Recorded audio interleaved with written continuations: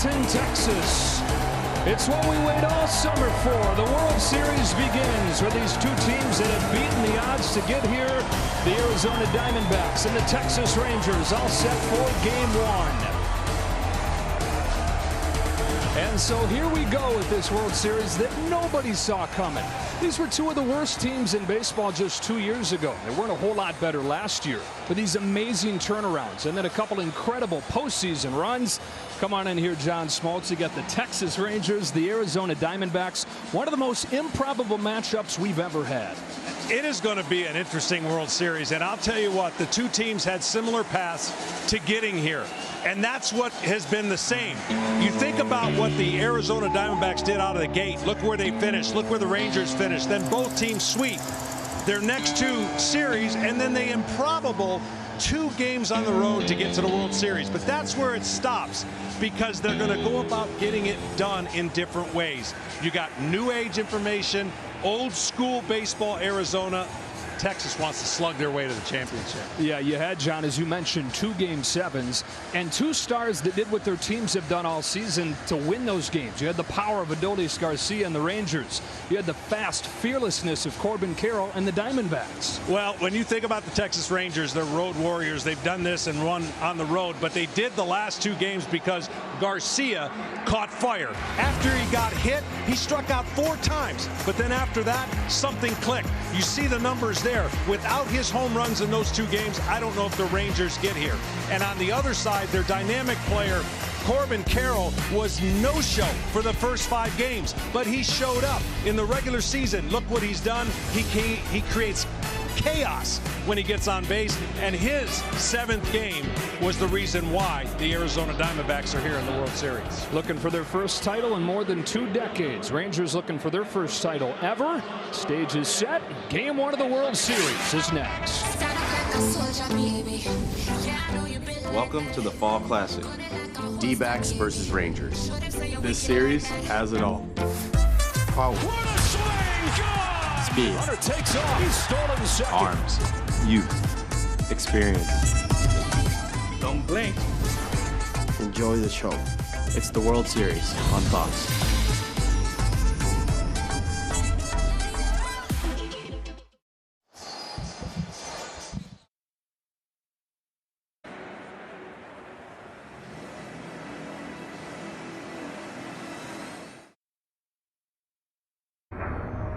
It's always been there. From the first spark, that one flash of talent, and you just know, this kid is capable of magic. What they can do on the diamond, the ability to step in that batter's box, to take the ball in their hand, and change the game. That's rare company. Adolis Garcia owning October. What's my definition of success? Listening to what your heart says. But the when, well, that's something else entirely. Finding it in October, the Fall Classic. The moment you can't put words to, that's the magic. The Diamondbacks and the Rangers, 2 unbelievable runs. Defying the odds, series after series. Playing the best baseball of their lives. Tonight in America's heartland, the improbable meets the impossible in the World Series. Game 1 starts now on Fox.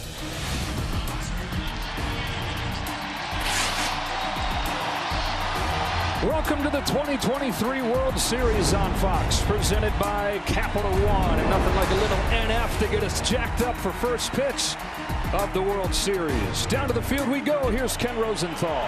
Thanks, Joe. 5 years ago, Nathan Eovaldi was supposed to start Game 4 of the World Series for the Red Sox. His legendary 6-inning relief outing in Game 3 prevented that from happening, but tonight he finally gets his first series start with a chance to make history. It's expanded playoffs, we know, but Eovaldi could become the first pitcher to win 5 starts in a single postseason. Now over to Tom Verducci. Thanks, Ken. It's been a dream season for Corbin Carroll. In March, he signed a $111 million contract. In July, started the All-Star game in his hometown, Seattle. In September, the first rookie with 25 homers and 50 steals.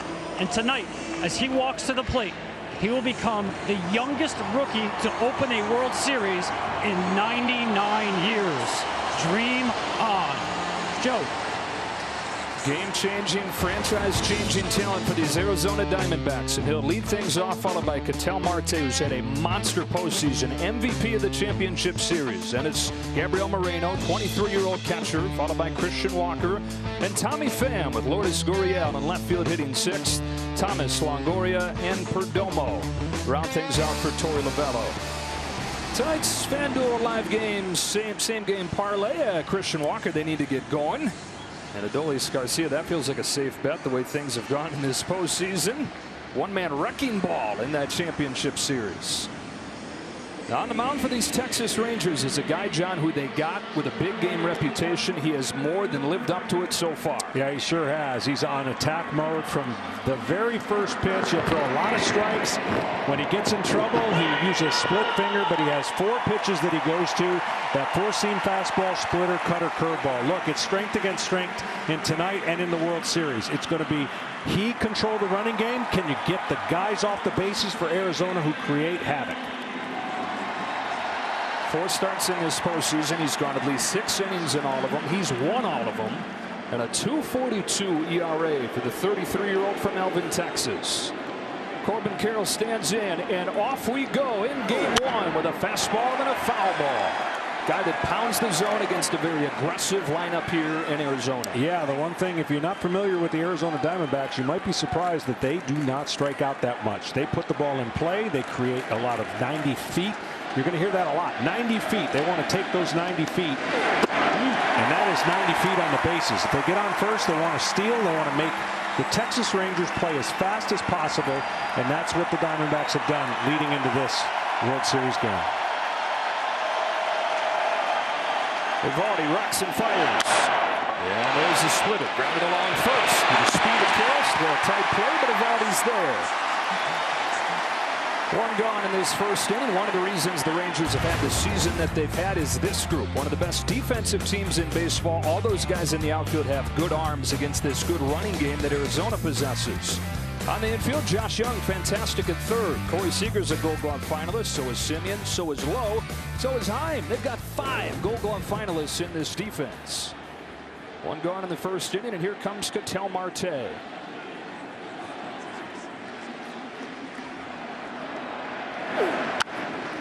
Pop up, foul ground. Heim will not have room. How about the start to this postseason for Marte? I know that Carroll takes a lot of the headlines, but this guy feels like he's just as important. Yeah, he's been very good, as you see the average, and been very good against right-handed pitchers when it comes to strikeouts and walks. And he's got virtually the same, and that's a rarity in the game. But he is Mr. Clutch for them this year.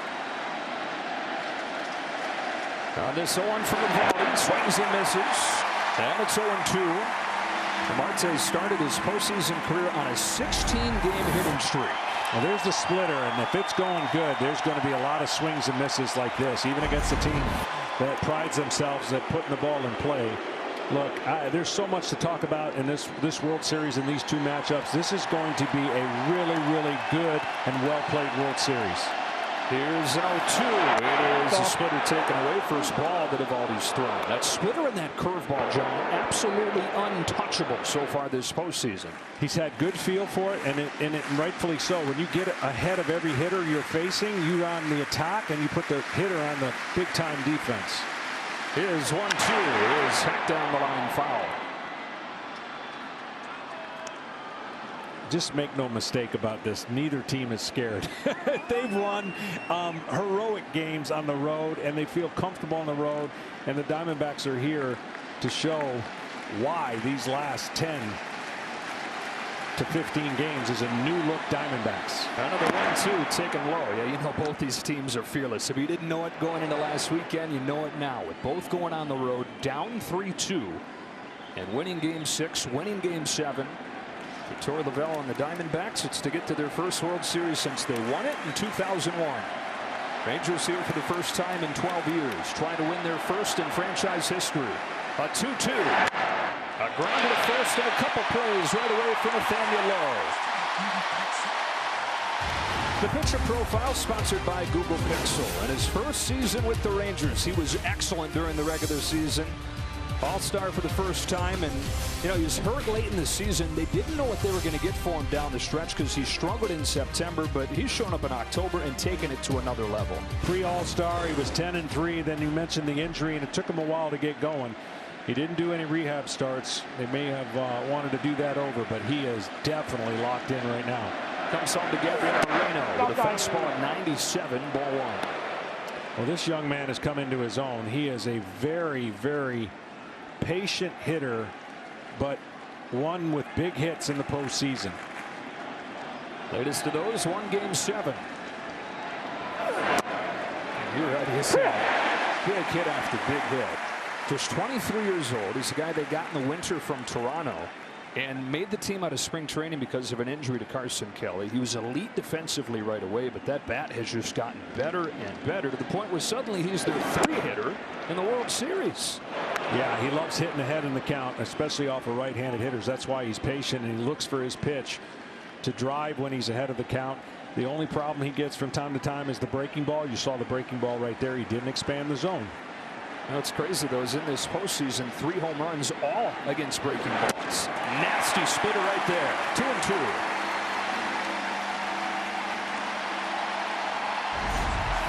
This one drops off the table. That thing looks like a fastball the whole way.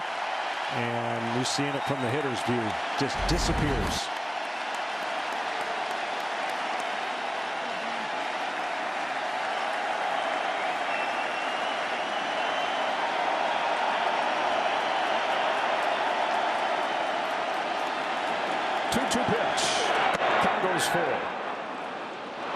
Already the slider has got some miles per hour added to it than the last game he pitched, so he's pumped up. 91 mile an hour on his slider. Comes back home with a payoff, and the bottom falls out again. 1-2-3 first inning for Nathan Eovaldi. Rangers come to bat when you come back.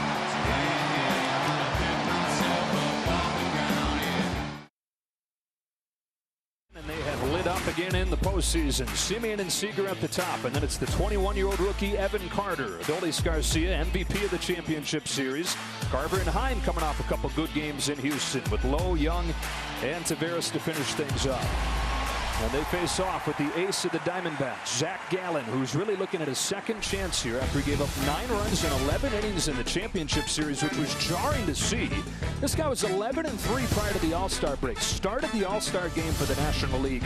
Has not been the same in the second half. Certainly didn't look the same in Philly. How does he find his footing for the biggest start of his life, John? Well, redemption is how you start, and you just need to be better with the location. He has every pitch to silence this high-powered offense. He did it in the regular season against them. But the location, when your arm maybe be a little tired and you've thrown a lot of innings, sometimes the location suffers. He has 5 pitches he can go to. Watch the curveball and changeup combination to be successful if Zach goes deep in the game. First man that he faces, Marcus Semien, watches a strike on the outside corner. The Rangers are able to beat the Astros even though they didn't get hardly anything from Semien until the last game or two. 192 in this postseason for the guy that led the league in hits. On this 1-1 pitch, fouls it off, 1-2. To face Semien, you've got to keep the ball away. If you make a mistake middle in, that's where his power is. He's a pull hitter and loves to pull the baseball. And you see Zach Gallen was a little frustrated with that cutter missing in the middle of the zone. See what he goes with on this 1-2. It's a change, and it's pulled softly to Perdomo at short for the first out. We talked about the Rangers defense. The Diamondbacks defense excellent as well. This outfield can really run. The arm's not as good, but those guys can cover a lot of ground. So Perdomo make that play left side of the infield with the veteran Evan Longoria, Marte, and a Gold Glover and Walker at first, and a Gold Glove finalist in Gabriel Moreno behind the plate. 1 gone in this first inning, and here is the former World Series MVP Corey Seager, better than ever here in his second season in Texas. Takes high, ball 1. Well, for Zach Gallen and for Eovaldi, on their non-fastball pitches, they give up a lot of ground balls. So early on, we've seen 3 ground balls between the two of them to keep the infield busy. Would be a good thing for each team. Cuts that one inside. 2-0. He can elevate the fastball, and he will do that against the Rangers. If you're going to beat the Rangers, you've got to have top of the fastball strike, and then your secondary stuff has to miss below the strike zone. And both are where Gallen's sweet spot is when he's right. Seager hit a first-inning home run in Game 7. Is ahead, 3 balls and no strikes. And how about the emotion that he showed after that tone-setting home run that even caught his teammates off guard? Yeah, his teammates loved it. It's not in his DNA to do that very often. He will swing 3-0 if this pitch is close. Let's see. It is a perfect pitch, and it's 3-1. Yeah, you got to leave those away. When it's 3-0 to a hitter, he's looking middle to middle in to try and do damage. And he painted the outside part on a 3-0 count. On this 3-1, Seager fouls it off his hands, and the count goes full. Corey Seager probably going to finish runner-up to Shohei Ohtani for American League MVP. And you put the full picture together in this postseason. He's right behind Adolis Garcia, MVP for the Rangers this October. I would not be surprised to see a 3-2 changeup if he's got as good a feel on that pitch. He went to the curveball and walked in.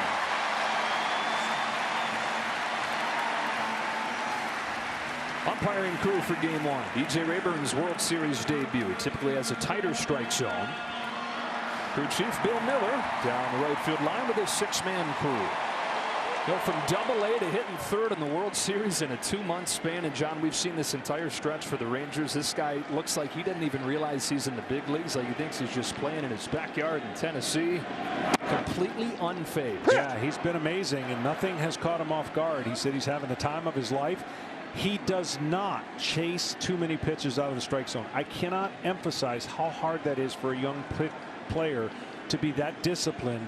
And he only swings about 9% outside the strike zone. Think about how many pitches he sees, and that's a low number outside the zone. Got to be doing something good when you find yourself with Mickey Mantle on your graphic. He's the youngest dude to hit third in the World Series since Mantle did it in 1952. This is already a good offense, but then he came up in early September where they were struggling some. That was right after Zach Gallen shut him down in late August, and he helped get him going again. On this 1-1 pitch, Carter watches ball 2. Well, the big thing for him next year, I would anticipate he's going to play every day, and he's going to face the left-handers that this year he wasn't able to face as much. And he's only going to get better and better at learning on the job in the highest pressure moments of his life. Seager at first, 1 gone first inning. Here's a 2-1. Carter shoots it foul, and it's 2-2. Out of a tiny town in Tennessee, Elizabethton, Tennessee, where not many teams knew about him. In fact, on draft night, a lot of the people said, wait a minute, who did they take in the 2nd round from that quiet corner of Tennessee? But a mad dash through the minors. Started this season in Double-A, ends it in the World Series. On this 2-2 from Gallen, Carter hits a Baltimore chop along first and foul. Well, both of these clubs have had tremendous success when they score first. Matter of fact, they're both undefeated. So it's a race to who scores first in this series if those trends keep going. The Rangers and Arizona did a nice job when they got the lead. They won every game. There's a lot of similarities between these two clubs. You know, the long droughts coming in. This is what you're mentioning here. First one to 1 wins. You know, first team to score wins. They both had great first halves. They both faded in the 2nd half, only to find it here in October. Where they're much different is stylistically offensively. These Rangers can mash 20 runs over the last 2 games of the championship series. Carter to right center field. That's going to split the gap and hit off the wall. Seager read it well. He heads for the plate, and it's Evan Carter, 21 years old, starting the scoring in the World Series.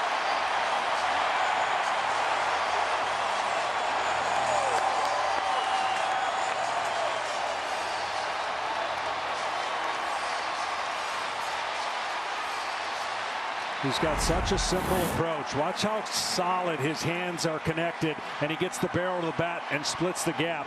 He doesn't have any wasted movement at the plate, and he's cool. I mean, he's so cool that this team is going to get to know him for a long time if he stays healthy. And now it's Adolis Garcia. I don't think it was possible for these fans to love Adolis Garcia any more than they already did. But no player has embraced the chaos and the intensity of the postseason quite like this guy, who is 1 RBI shy of the all-time postseason record. On this 1-0 pitch, takes a strike on the outside corner, and it's 1-1. Must-see TV right here, John. Yeah, he is the one player, probably the highest emotional player for Texas by far, and boy, did they play off of it in the last 2 games on the road in Houston. Yeah, leaned into the booing that he was hearing there. Wrecking ball, 5 home runs and 13 knocked in over the last 4 games of that championship series. And not only would they love to have him set a record, they would love to erase the guy that holds it. David Freese against the Rangers in 2011.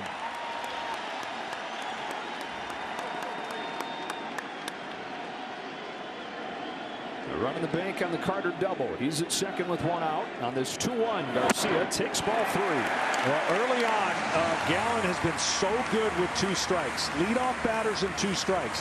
Why is that important in the postseason? Because it takes a lot of stress off of you. And all 3 plate appearances so far going into this one had with 2 strikes. Of course, the big 2-strike double, and the Rangers have a lead. So if the trend continues, Gallen needs to make those 2-strike pitches like he did all year for the most part that made him dangerous. How hard is Adolis swinging here if he gets a pitch to hit? Yeah. Well, his manager doesn't want to see his first at bat have huge swings, so he looks a little more locked in his first at bat. Carter dancing off second. Gallen to Garcia with a 3-1 pitch. Line drive, base hit left field. Carter can fly. He heads home. It's 2-0 Texas.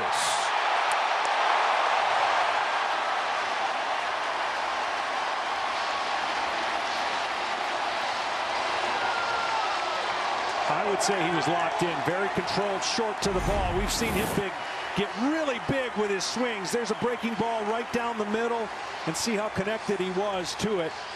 And 2 solid contacts now in a row, giving the Rangers a 2-0 lead. They've got a lot of former players here, and Mr. Beltre likes that 2-0 lead. Look, both teams are similar in this regard, but they do it differently. As you mentioned, they both can score in bunches. The Rangers just happen to do it with slug, where Diamondbacks have many other components to do it. 2-0 Rangers. We go down to Ken Rosenthal. Evan, you saw a lot of fastballs in that at bat. What was your thought process you got to 2 strikes? Yeah, you know, he beat me a little bit right there in a couple fastballs, so I definitely didn't want to be late on anything else. Just trying to be a little early right there. What's it like playing in your first World Series? I'm fired up, man. This is awesome. So much fun. Evan, thanks a lot. Joe, back to you. Yeah, it's been what it's been like since the day he got called up in early September, folks. Here's Mitch Garver, and there's ball 1. Moreno keeps it in the area. All right, if you're Zach Gallen here, John, you get hit in the mouth, and you're coming off 2 bad outings. What do you do? Well, the one thing you can't do is press. And the other thing you have to remember is it's game 1 of the World Series, and you got to give your team some length. And you have to pitch some innings because you don't want to go to the bullpen that early. Even though it's a long series, game 1, if he goes 4 or 5 innings, that would be the mindset you got to have right now.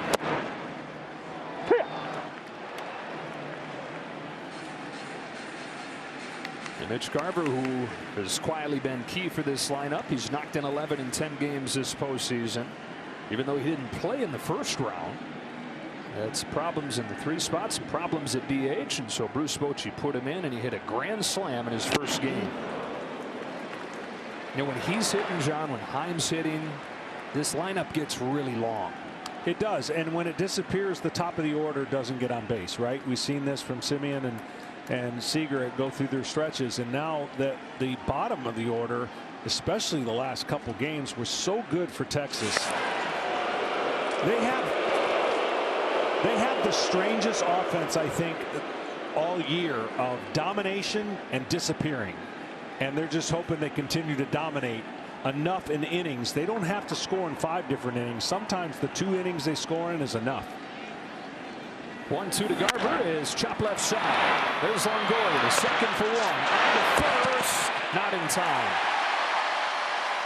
Walker saying, I don't know, as the dugout looks for his opinion. Should they challenge? Looked like they may have gotten him live, but I think they did get him live. Yeah, it looks like we're going to get our first challenge of this World Series. Arizona is challenging the safe call at first base. This one shouldn't take too long. Look, the Diamondbacks, as we get a chance to look at this zoom review, look at the, oh man, could you imagine being right in there right now, just checking out all those You'd like angles? that gig, oh, huh? Yeah. Diamondbacks already walking off of the field. Yeah, and this 26th pitch first inning for Zach Gallen is going to come to an end, but not without damage. Rangers scored 2 runs. And you were talking about how streaky they've been this year. When they get going, At look the review, out. the call in the field is to overturn. The runner is out. Arizona will retain their challenge. So after scoring 20 runs over the last 2 games to the championship series, the Rangers are right on Zach Gallen in the first inning of the World Series. 2-0. Rangers in front.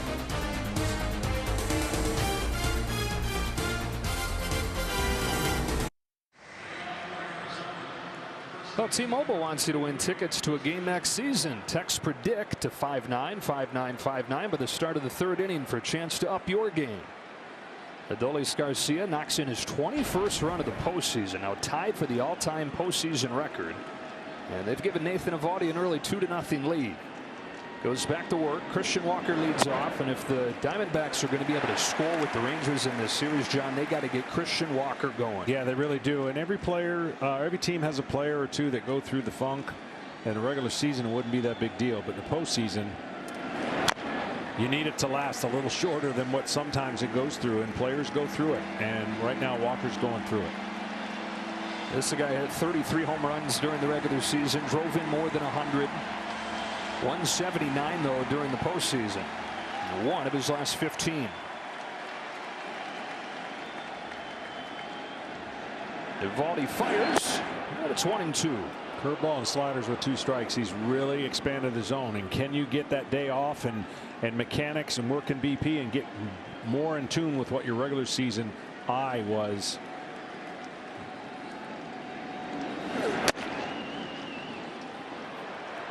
Easier said than done when you're getting asked the question all the time. And certainly they're excited they're here, but they need Walker to hoist the trophy.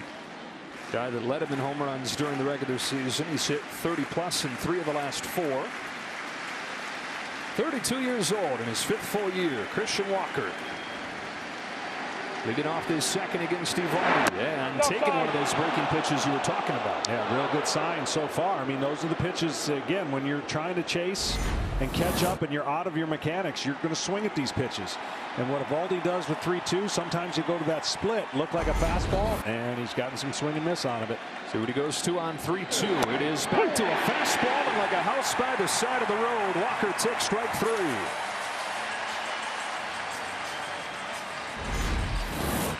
Well, this is just vintage Eovaldi. He does not walk many batters, and he doesn't strike out a ton, which tells you therefore he's in the strike zone and getting a lot of contact, which you don't mind. He does not mind to pitch to contact. Here comes the Tommy Pham. Yeah, especially in this postseason, he has just pounded the zone, and he's at a point, John, now we're talking about all these different pitches that he throws. He is so unpredictable. I mean, one game, like last game, it was the fastball. He's leaned down the splitter a little bit here. Throws it right there, and again is ahead 0-2. But that's the beauty of having feel for your pitches, and he has feel for all 3 of his pitches that he could throw at any time and any count. But when you're pounding your fastball for strikes and the hitters are not taking you, not aggressively getting after you first pitch, that's what happens. Good morning, good afternoon, and good night. 3rd consecutive K for Eovaldi. He's a confident pitcher, to say the least. But some guys in the postseason allow their stuff to elevate. And I don't mean elevate as in height. I'm talking about velocity uptick, crispness on their secondary pitches. He's not afraid of the moment, and he's not afraid to fill up the strike zone. Those are two really kind of big criteria to have success, especially throughout the entire postseason. That dude we saw on the replay is not afraid of anything either. Getting Halloween started early, wherever that pink outfit was. Strike on Gurriel. Diamondbacks looking for their first base runner against Eovaldi. And they got a guy here who started to heat up towards the end of that championship series in Gurriel. 0-2. He's been 0-2 on 5 of the first 6 hitters. He does it. He was mad because he missed his location by a foot, but his velocity was so good that he got away with it. He was trying to pound the fastball in to set up what I believe would be a 3rd consecutive strikeout on a split. Goes back up with a fastball. 10 career starts in the postseason for Eovaldi. His team 9-1 in those 10 starts. But as Kenny told you, his first World Series start here tonight.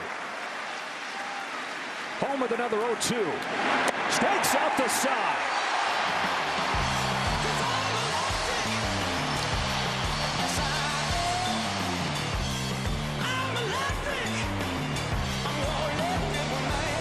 Tonight's telecast is sponsored by Taco Bell. Still a base, still a taco is back. And we are back at Globe Life Field here in Arlington, Texas, where the Rangers didn't waste any time getting on the board. 2 runs in the first inning against Zach Gallen. And Jonah Heim to lead off the second. All-star catcher who came to life the last 2 games in Houston. Homering in Game 6, 2 hits in Game 7. This is a well-rounded player right here. Yeah, he sure is. Catching every game down the stretch, like 50 in a row it seems like, but had some off days to do. He has not had success against Gallen in his brief tangle with him. He's 0-for with a lot of strikeouts. And Gallen, when he's on his low strike zone, that low fastball, they don't do anything against it. That brings in the changeup and the curveball. Target set up for an 0-2. Heim gets to it and stays alive. You mentioned what he did with these Rangers during the regular season. 2 starts, 17 Ks to just 1 walk. You able to take much from that? Yeah, you would think. I mean, those are good videos to watch because you know it's a regular season. Bounce to second. Easy one for Marte. And the first out of the second inning. We're talking about this improbable matchup. At the end of last season, the World Series odds were 125-1 for Arizona. They were 50-1 for Texas. And how about the fact that even at the beginning of the playoffs this year, Arizona was still 40-1. I'm just telling you, this year, I'm just going to go on record and say it. If Arizona wins the World Series, it'll be the greatest.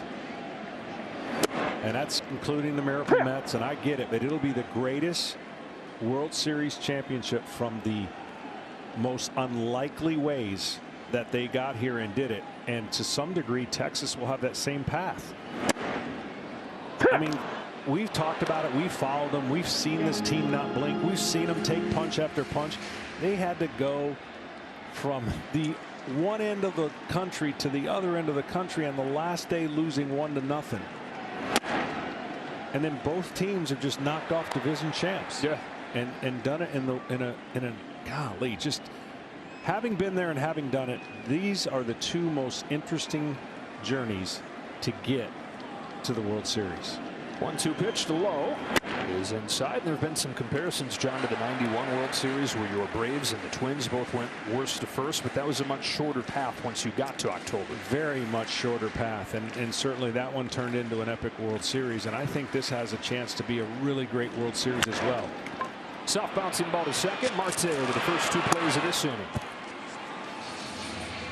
This is actually the anniversary of that epic Game 7. You and Morris dealt late, and then a 1-0 win in 10 innings on Gene Larkin's hit. It's the anniversary of the Game 6. Rangers fans don't need any details on what Game 6 was. They would love to have that memory wiped away as their most recent in the World Series. And this park has hosted a postseason before. The 2020 COVID postseason was played here. It was pretty much empty at that point. Of course, the Rangers weren't in. Here's the rookie, third baseman Josh Young, taking a strike. It has been a season of checking boxes for this guy. First opening day roster, first All-Star game. Now gets to play in his first World Series. And he's behind 0-2. Well, now you're seeing what Zach Gallen does when he is on his game. He moves the baseball around, changes speeds, and he doesn't miss his spots. Lately in the postseason, he has missed his spots. It has cost him. It will always cost pitchers at this time because the attention to detail is so heightened by everybody. Nobody takes an at-bat off, a pitch off. They're all locked in. You know, with Gallen especially, John, I mean, when he's right, fastball command of his pitches, that's his #1 quality. It is, and that's what got him off to a 10-1 start. I mean, you're talking about a guy that was trying to run away for the Cy Young, and certainly the last 2 starts have not been an indicator of that. And he's had a long season, pitched 210 innings, and trust me, he's grinding right now to figure that out mechanically to get locked back into the location. Another 0-2 to Young, and it's a good curve to get him swinging, and he bounces back to the 2-run first with a 1-2-3 second. We're back after a word from your local Fox station.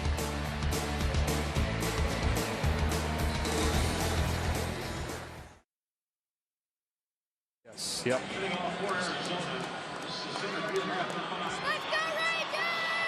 Yeah.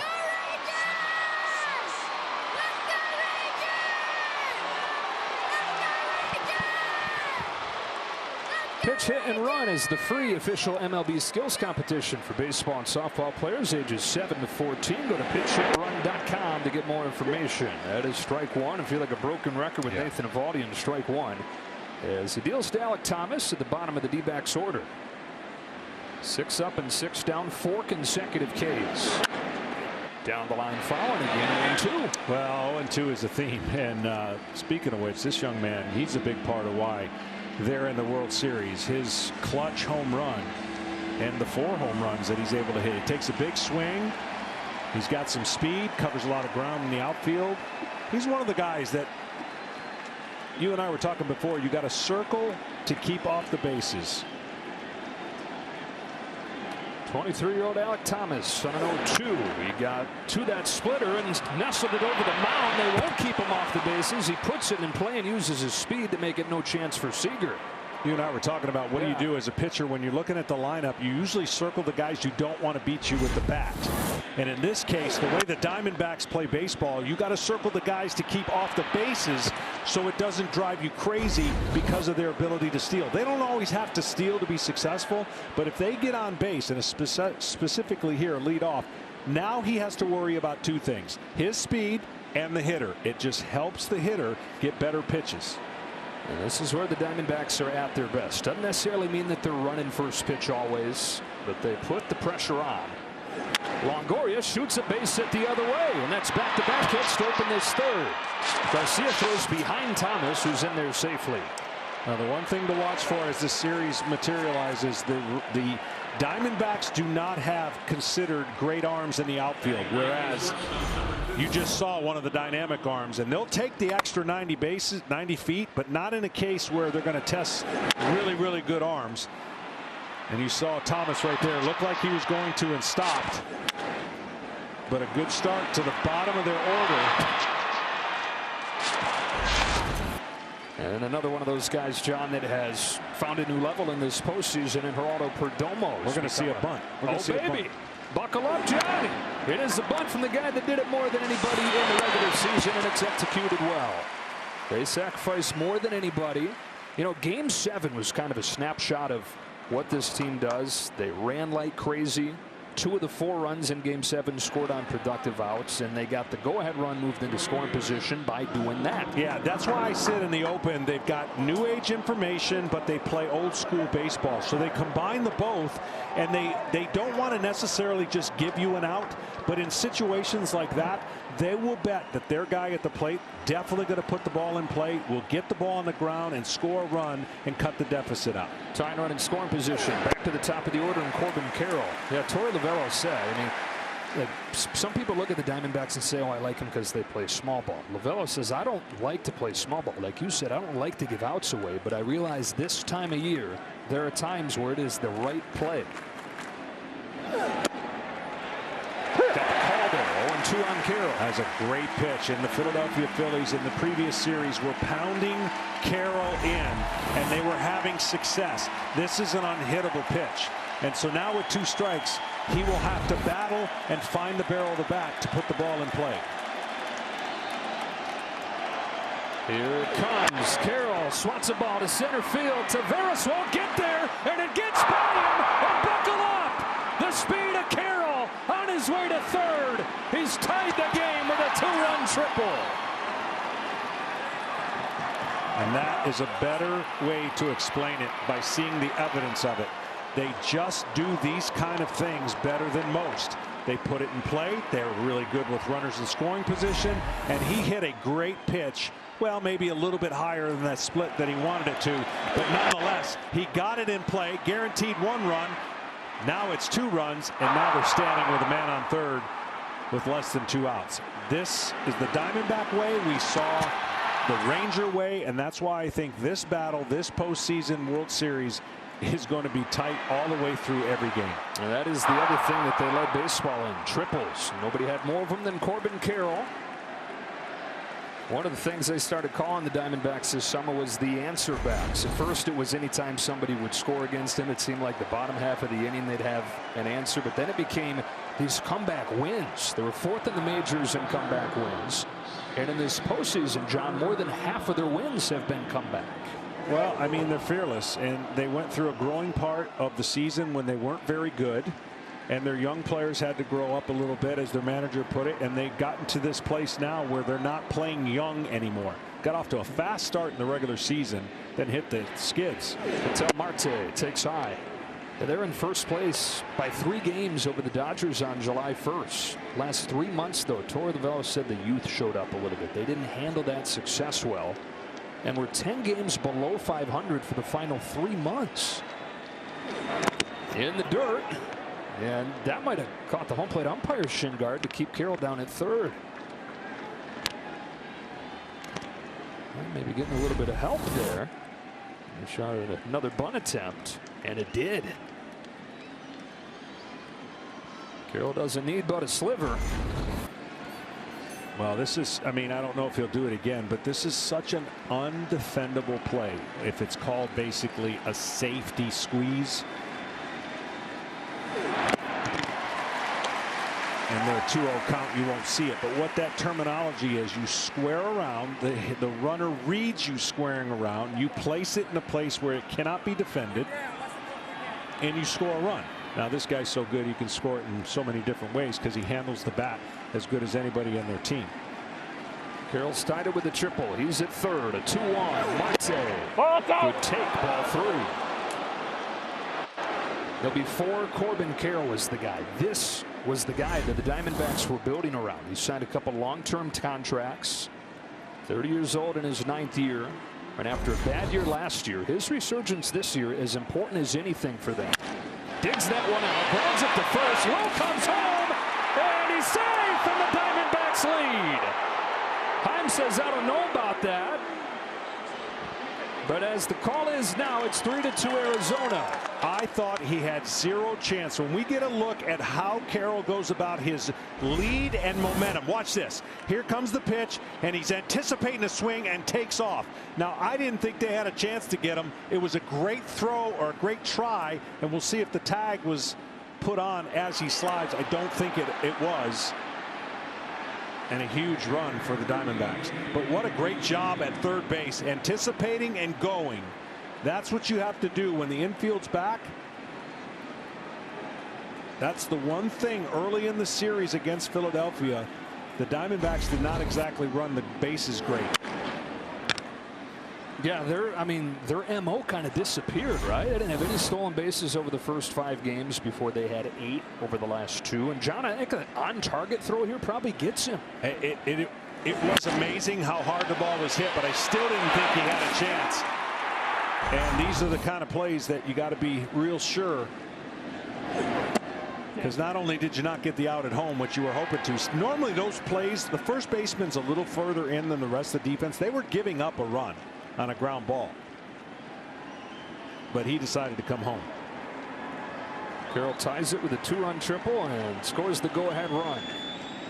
Marte's at first as this 1-1 comes home to Moreno after throw over.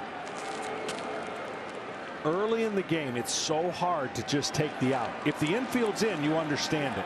But early in the game, I know one of the best of all time, Greg Maddux, who's here tonight, he says, give me that out. I just want to stay away from the huge inning. Wouldn't you say that's an example of what Torey Lovullo told us the MO of this offense is? They want to speed up the game on the defense, put the pressure on. That's exactly right. But you can't do that without doing these kind of things. And I talked about the 3+ run innings. You see how it's equal, but they do it differently. There's the 1-2. There goes Marte. Swing and a miss. Throw from high, almost offline, and a stolen base for Marte. So in this inning, you got a triple, you got a stolen base, you got a sacrifice. And Arizona's got another man in scoring position, and America's just scored a free taco. Unload your Doritos Locos Tacos only in the app when you sign up for Taco Bell Rewards. Do we qualify for that? Yeah, why not? Okay, all right. You can see another big jump and a rare swing and miss from Moreno. That's 2 strikeouts out of him. And 2 out for Walker. Struck out his first time. We talk about this speed and the relative small ball Arizona plays. They've had home runs come around in this postseason, though, to supplement that all. So we're an average home run hitting team during the regular season. And you ask the question, can a team that's in the middle, the bottom of the pack when it comes to homering, can they win it all? Because no team has as a below average home run hitting team since the Kansas City Royals in 2015. They weren't during the regular season, these guys, but they have been during the postseason. Well, you know, when you're doing your research, you find out certain things. You go, I had no idea. Not because you're not paying attention. There's certain things sneak up. And they're the 4th most runners in scoring position in baseball. And a lot of that has to do with their doubles they hit and their stolen bases. They get to second base, the 4th most in baseball, and that's why they're here.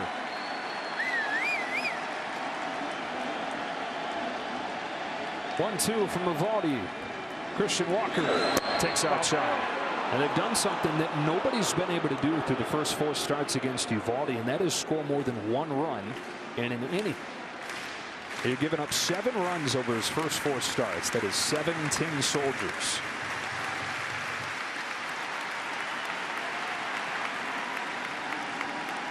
Now 2-2. Walker takes ball 3. And the other thing they've done is made Eovaldi really work hard. It started with the 7, 8, 9 of the order and nothing. 4 straight strikeouts leading into this inning. And all of a sudden, shock, and Arizona's got the lead. 23rd pitch of this inning is a payoff to the powerful Walker, and it's swung on and miss. He finished him off with a splitter. Arizona does what they've done all year. Little D-backs magic to take the lead in game 1. Bottom of the order tees it up. Top of the order takes advantage. It's 3-2 in game 1.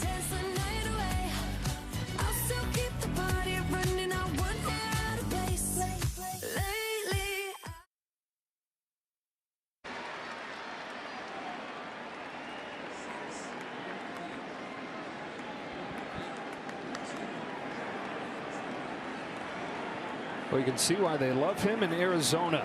You figure baseball fans across the country are going to love him soon.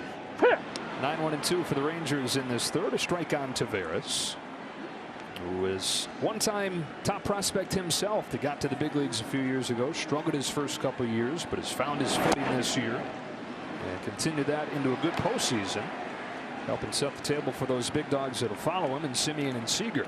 That changeup has given him fits.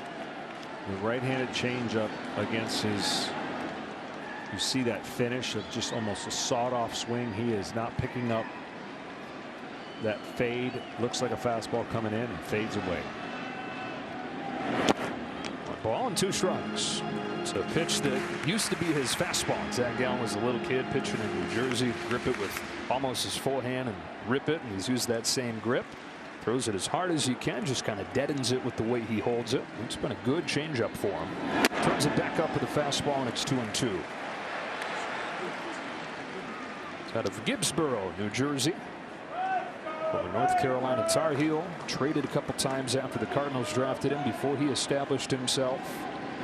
And established himself he has. One of the top pitchers in the league the last couple of years. He has his second K, 1 gone in his third. Baseball fans, your phone upgrade is on deck.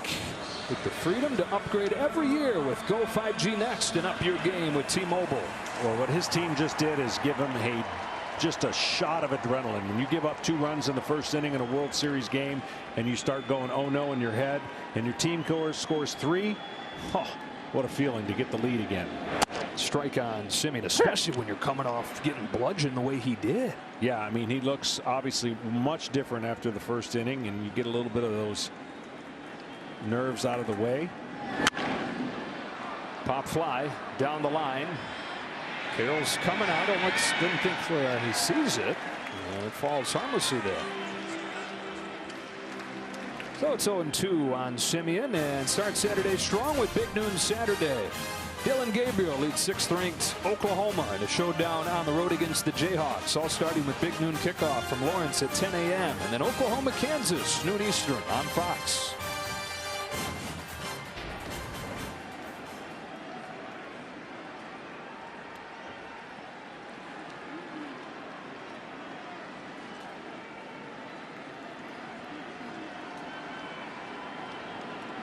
Oh, 2 from Gallen to Simeon is outside, which is where everybody has pitched Marcus Simeon this postseason. He's a very pull-heavy hitter and has not shown willingness to adjust to that.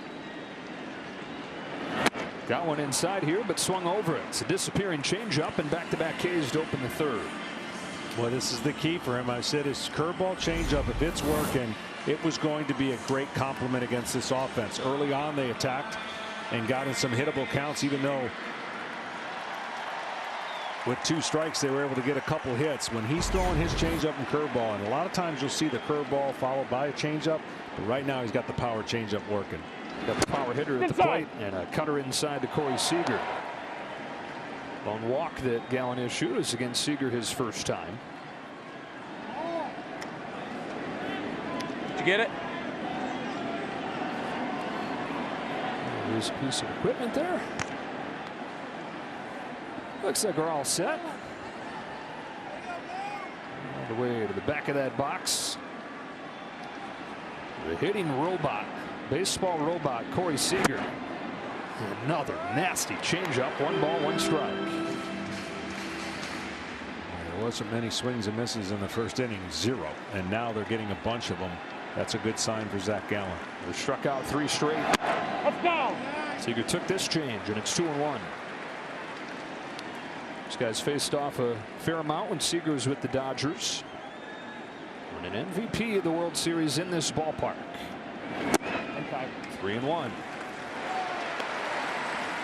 Seager at 400 in that World Series win for LA over Tampa Bay.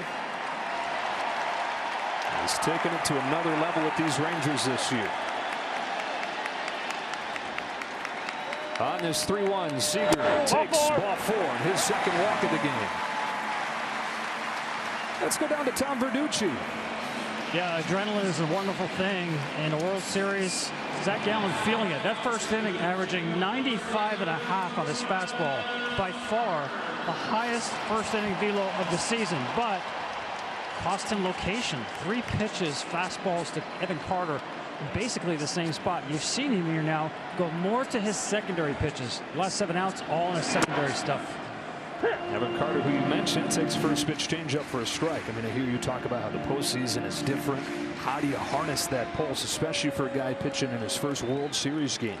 Yeah, it's definitely different. I mean, some say getting to the World Series might be some of the toughest games you pitch, but now you know the whole world's watching. It's down to 2 teams, and especially for Zach, he wants to continue on this path because he feels like, I'm sure he let his team down, one of the top pitchers in the league, and he wants redemption, and he's got a chance now being up 3-2. Let's go over 1-1 to Carter. He punches it down the line. It finds a hole into left.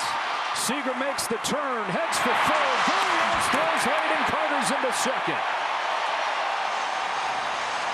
Rangers pushing the envelope on the bases. Second and third with 2 out. Well, it's what I said earlier on. They're going to challenge the arms of every outfielder that Arizona has. And when you see this live, you're like, uh-oh, I don't know if he's going to get there. But he was going the entire way. You don't want to make the third out at third ever. And Seager gets in there. That is a double for Carter, his second of his first World Series game. Tying run at third, go-ahead run at second. The man, the myth, the legend, Adolis Garcia fouls off the first pitch. Picked up right where he left off in the championship series in his first World Series at-bat, tying David Freese for the most RBIs in a single postseason. 21 of them with a full series ahead still.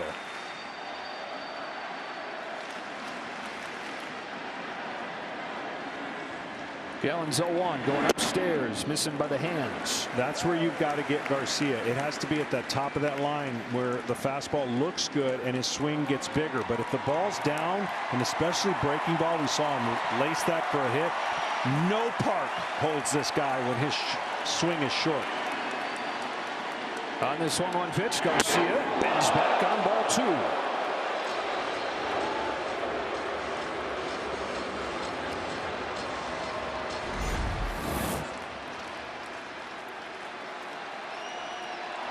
See it on Upcam, presented by T-Mobile. Second and third, 2 away, 2-1 pitch. Garcia takes right down the middle. 2-2.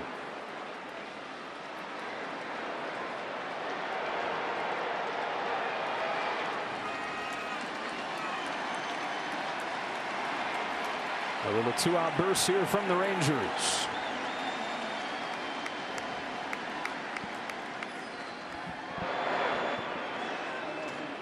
Postseason crumbles some, launches others. It has launched this guy to a different level.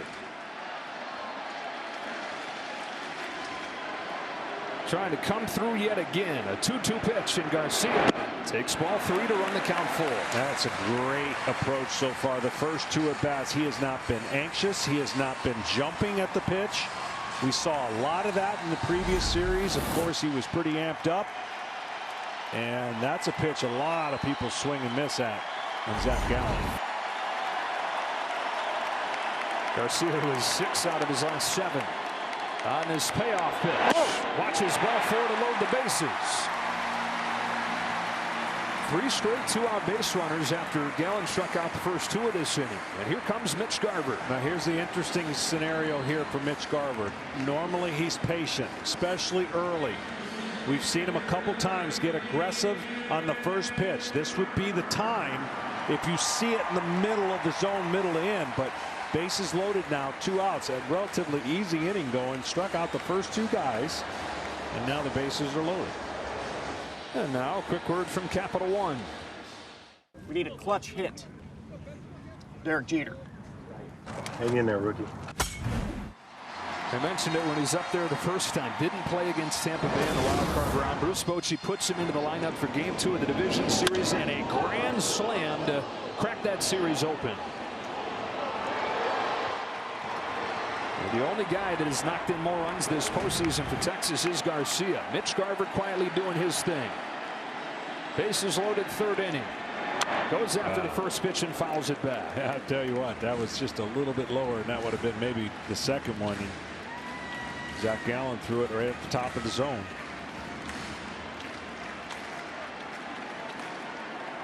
Seesaw battle early in Game 1. Here's the 0-1. Inside. 1 strike. I've always said, you know, people ask, well, what's the postseason like? How much different is it really than the regular season? I said, can you imagine? It's like trying to pitch every inning in Colorado. Coors Field. It's hard to get 3 outs clean in Colorado. And the same can be said for the postseason. You've literally got to take every at-bat like a 9th inning approach, because you never know. 2 outs, nobody on. You never know when an inning can get away from you, because the crowd and the intensity and the adrenaline all are unmatched this time of the year. Yeah, this is nothing. Now it is a whole lot of something for Garver and the Rangers. Bases loaded, 2 out, and a 2-1 pitch. Garver takes ball 3 with nowhere to put him. And the other thing you can't do at this time, Joe, is you can't say what if. What if I do this?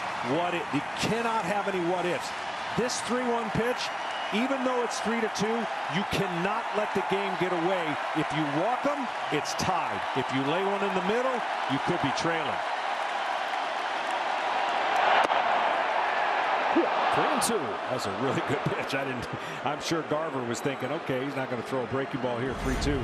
He sure did. And this thing started inside and then ended up at the top. He's thinking, okay, I got a fastball, and then I didn't. What's that tell you about where he's going here? Man, gutsy pitch, secondary again. 3-2.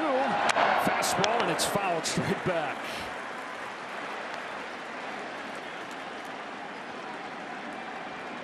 Yeah, these are the kind of counts as a hitter. I don't think you can really be guessing. I think you just got to stay in a location, and if it's in that location that you like, let it go.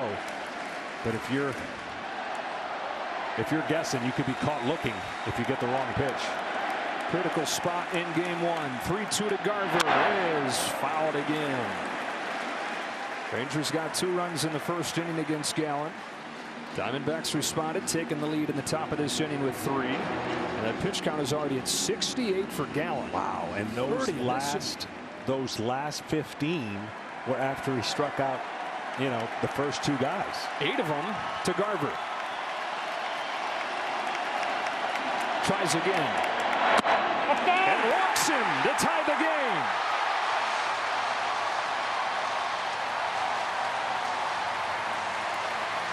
Struck out the first 2, and then 4 consecutive 2-out base runners, 3 of them coming on walks. I tell you, he threw some great pitches in that at bat, and it's going to seem like a bummer to walk in the tying run.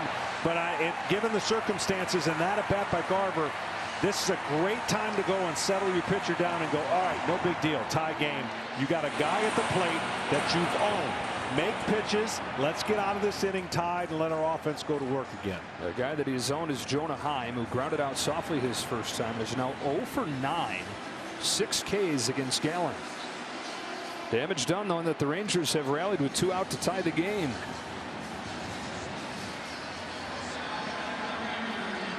Want to talk postseason ball with a friend? Just tell Siri. FaceTime Parker.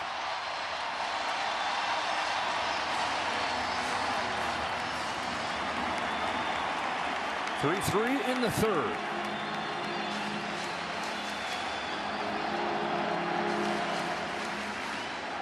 Jonah Heim.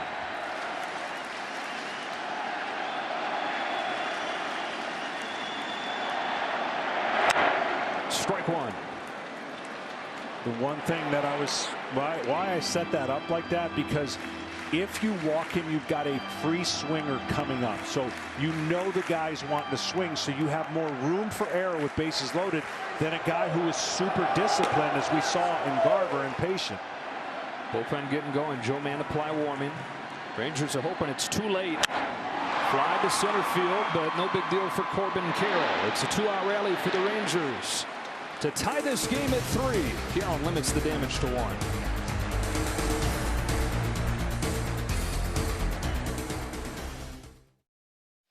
The Arizona Diamondbacks and their different style offensively. They have not been a great home run hitting team, but what they've done is run the bases really aggressively. 2nd in the majors in stolen bases. 2nd in the majors at taking extra bases. We said they lead the majors in sack bunts.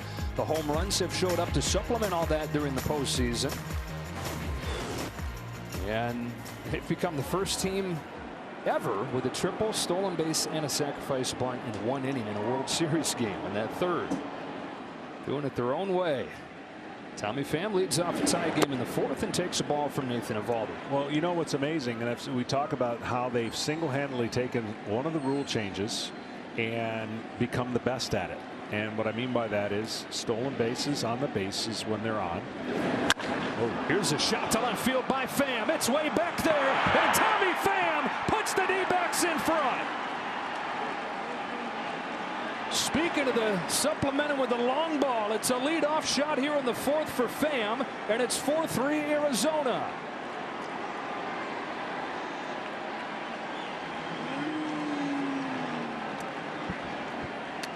It has not been a great overall postseason for Pham, but he's had a couple big home runs, and this one puts him in front in Game 1 of the World Series.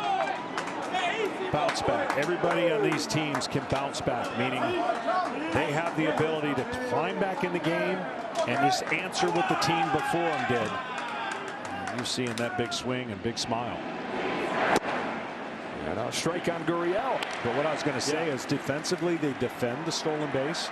Offensively, they use it, and they use it in times and places that get them obviously back into games and win baseball games. And I asked, I said, you know, was it more of a combination of your roster was ready? And he said, yes, our roster was athletic and all ready. Last year they stole bases before the rule changes. This year they've really taken advantage of it. Only Cincinnati had more stolen bases than the Diamondbacks.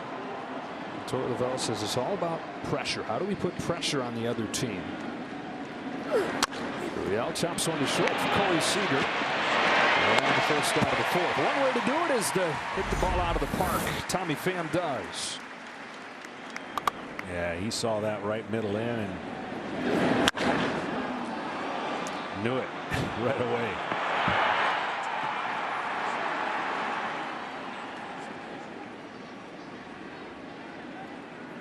Acquired just minutes before the deadline. Tommy Pham from the New York Mets. 7th team he's been with in his 10 years. Playing in his first World Series game, and he's got a homer. One away in the fourth. Alek Thomas takes a ball, and we check in with Tom Verducci. Thanks, Joe. Tommy, we saw a small ball last inning. That was decidedly not small ball. 1-0 count. Tell me about the approach. That's our game, though. Small ball. You know, moving guys over, then getting them in. I tried to do it against the Dodgers. It didn't work, so I'm going to stick to the long ball approach. What's the approach against Eovaldi in that at bat? Don't strike out. You know, I mean, Eovaldi's my guy, man. We played together last year. He's a great guy, warrior. He's the kind of guy that you want to play with. And he just left me a good pitch to hit. Thanks so much, Tommy. Thank you. Back to you, Joe. All right, Tom. And Tom. 2-1 to Thomas. Jeez, Tom's all over the place. 2-2. And Tommy Pham, a guy that they've inserted right into the middle of that lineup. This youthful exuberance of a lineup, and then you've got the intensity and the edge of Pham that they've brought over. And the hair of Gurriel. He walks right into the shower talking about being serious. Thomas stays alive at 2-2. There was a stretch now where he was carrying this offense when he first came over, then went into a lull in September. He got benched in the championship series, came back the next game and gave him the lead with a solo shot early on. A career full of responding and doing things they say he can't. That's bounced past Eovaldi. Thomas already has one infield hit. Nearly got a second, but a nifty play there by Lowe. Well, the D-backs have drafted and developed and traded for their roster to be where it's at right now. And the development took a little while, and they knew, okay, it's a matter of time. And in that period where it didn't go well, it showed their age. But they made it through it. And in the last, I don't know, I think when it turned, when they swept the Cubs in Chicago, flipped the script on the playoff standings, and they've been taken off ever since. There's a strike on Longoria, who had a base hit on the first pitch that he saw his first time. How about Evan Longoria? 15 years after he played in the World Series as a rookie. At 38 years old, he's back in the Fall Classic. This is a guy who's done so many good things in his career. But he's back trying to do the one thing he's never done. That is win it all. Put a stamp on this great career.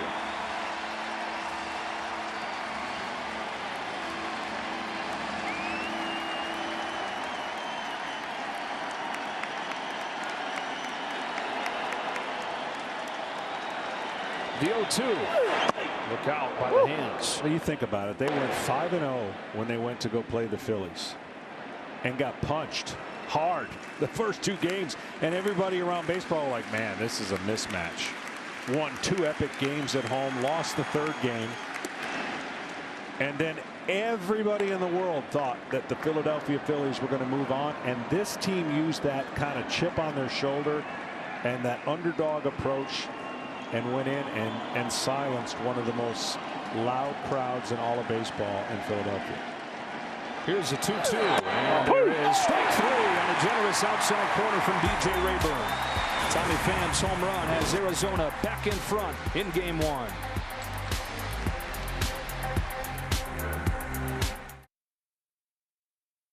Down the street here, but these Rangers have been on their own roller coaster ride this season. They were in first place for most of the year until they lost 16 of 20 during the final month, only to recover and win 6 straight, get back into first, but then they lose on the last day of the season to lose the division that they had led all year. They got to fly across the country to play in Tampa Bay in the wild card round. They win there. They go up and beat the 1-seed Orioles and then rally from down 3-2 to beat the Astros in this improbable run has continued to their first World Series trip in 12 years. The steadying hand of that guy there, Bruce Bochy, after 3 years away from the game, back in his first season as the manager of the Rangers, looking for his 4th ring. Nathaniel Lowe leads off this inning and fouls off Zach Gallen's first pitch. Well, I'm pretty sure Bruce Bochy, he may have one time long ago rode a roller coaster, but he doesn't ride one as a manager. And that's what the players talked about. They said when we stunk, he was the same. When we were great, he was the same. Pop fly, shallow left field. On comes Gurriel. He's got it for the first out of the 4th. Tonight's telecast is sponsored by Capital One. What's in your wallet? And by T-Mobile, America's largest and fastest 5G network. Bochy is managing his 90th postseason game tonight. He's won 14 of the last 15 series that he's managed in. One away for Josh Young. There is ball 1. And in the other dugout, it's Torey Lovullo, and Tom Verducci in a minute is going to have him.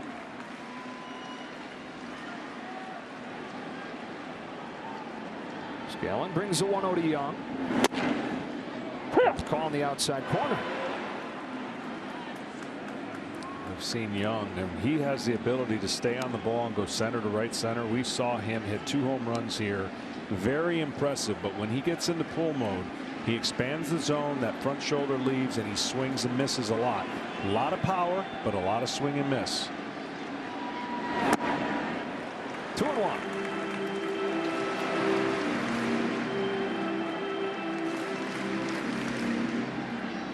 Zach Gallen's been on a little bit of a roller coaster ride of his own in this game.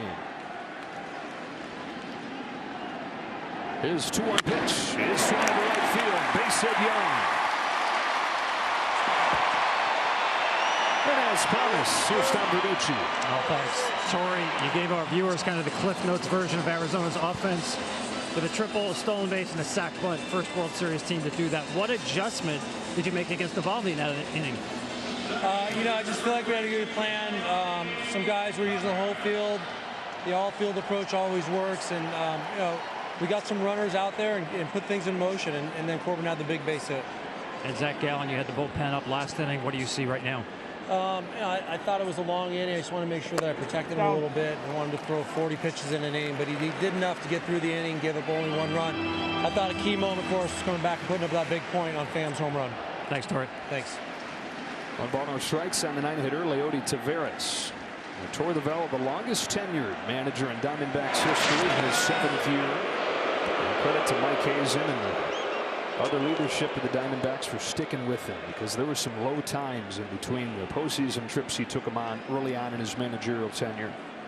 And getting back there this year, 110 losses just 2 years ago.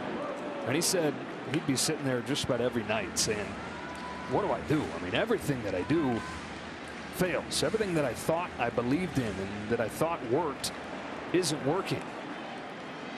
His mentors include Joe Torre, Tony La Russa, These guys told him stick with it, stand on your foundation, it's going to turn. They weren't a whole lot better last year. They still finished way out of first place, lost 88 games.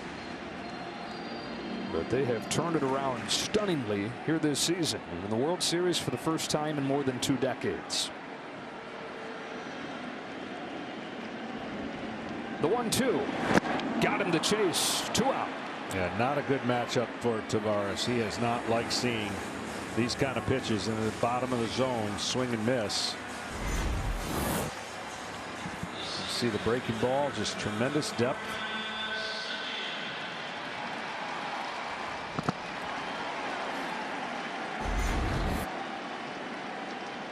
Runner at first, 2 out. Back to the top of the order, Marcus Semien.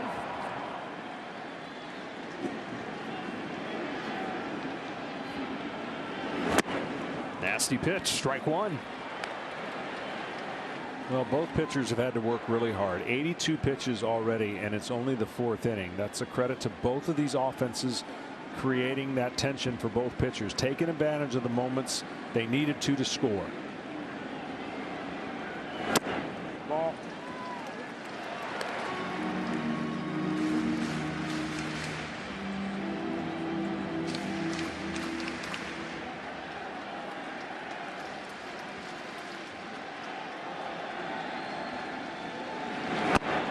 Semien ahead 2-1. And I said after that big inning of pitches that if he could go 4 or 5 innings, that would be a win for the Diamondbacks. I mean, literally would help that bullpen and not really stress from the first game on. The bullpen that's going to have to be used every single game, obviously.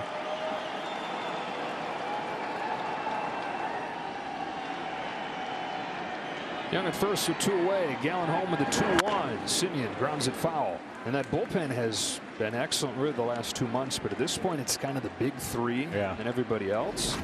Part of the equation has been getting it to those guys. Thompson, Ginkel, and Sewald. His pitch count already at 85 for Gallen here in the 4th. A little bit longer bridge tonight.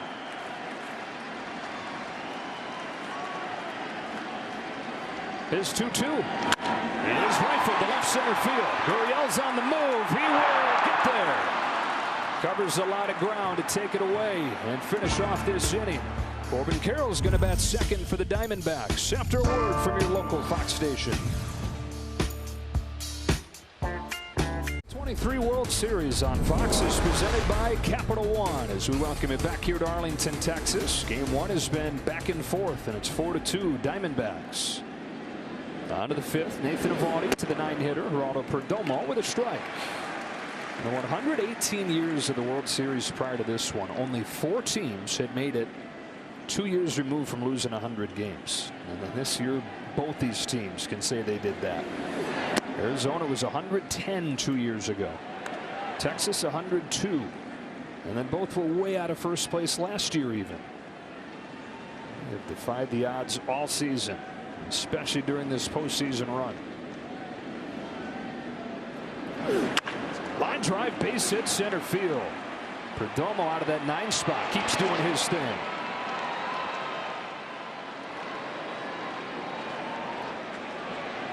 So leadoff man on. Carroll coming up, and we go down to Ken Rosenthal. Joe, Corbin Carroll woke up the morning of the 2019 draft thinking the Rangers were the best bet to take him.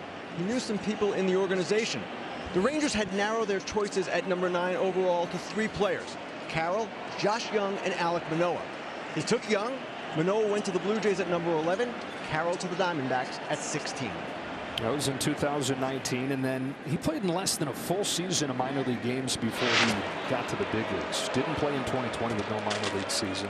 In the 7th game of 2021, he blew out his shoulder on a home run swing. And so Carroll didn't even play a full pro season until last year, when he started in Double-A, finished it in the big leagues. And it was really his arrival that jolted these Diamondbacks back into contention.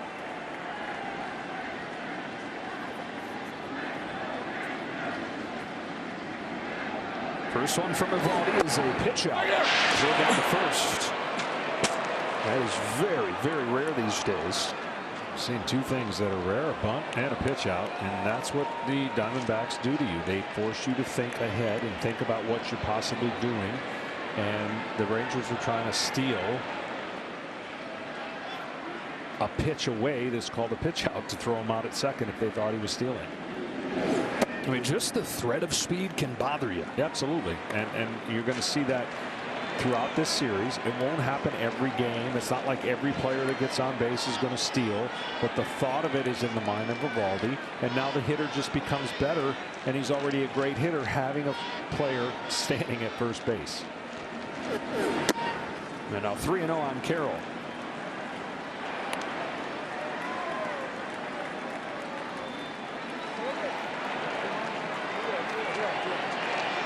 Unbeaten when they score first. Tonight is the Rangers that got on the board first. They're unbeaten when they steal a base, and they've got one of them. Tell Marte earlier. More than likely right here the runner will be going because they know the guy at the plate has good barrel to ball skills of the ball in the zone and won't expand it too much. And of course they've got speed at first. It's the ultimate situation for the D-backs. There goes Perdomo. 3-1 swung on and missed. Still down. Not in time, and they're 2 for 2 tonight. And that actually worked out better that he swung and missed because he got a huge jump. Now Carroll with 2 strikes. We already saw what he did on a splitter, got a triple. The running jump, no chance to get him. The swing and a miss kept the catcher back, and an easy stolen base. And now we'll see if Carroll can continue his magic with 2 strikes and at least get him over to third base. Arizona now 10 of its last 10 stolen bases the last 3 games.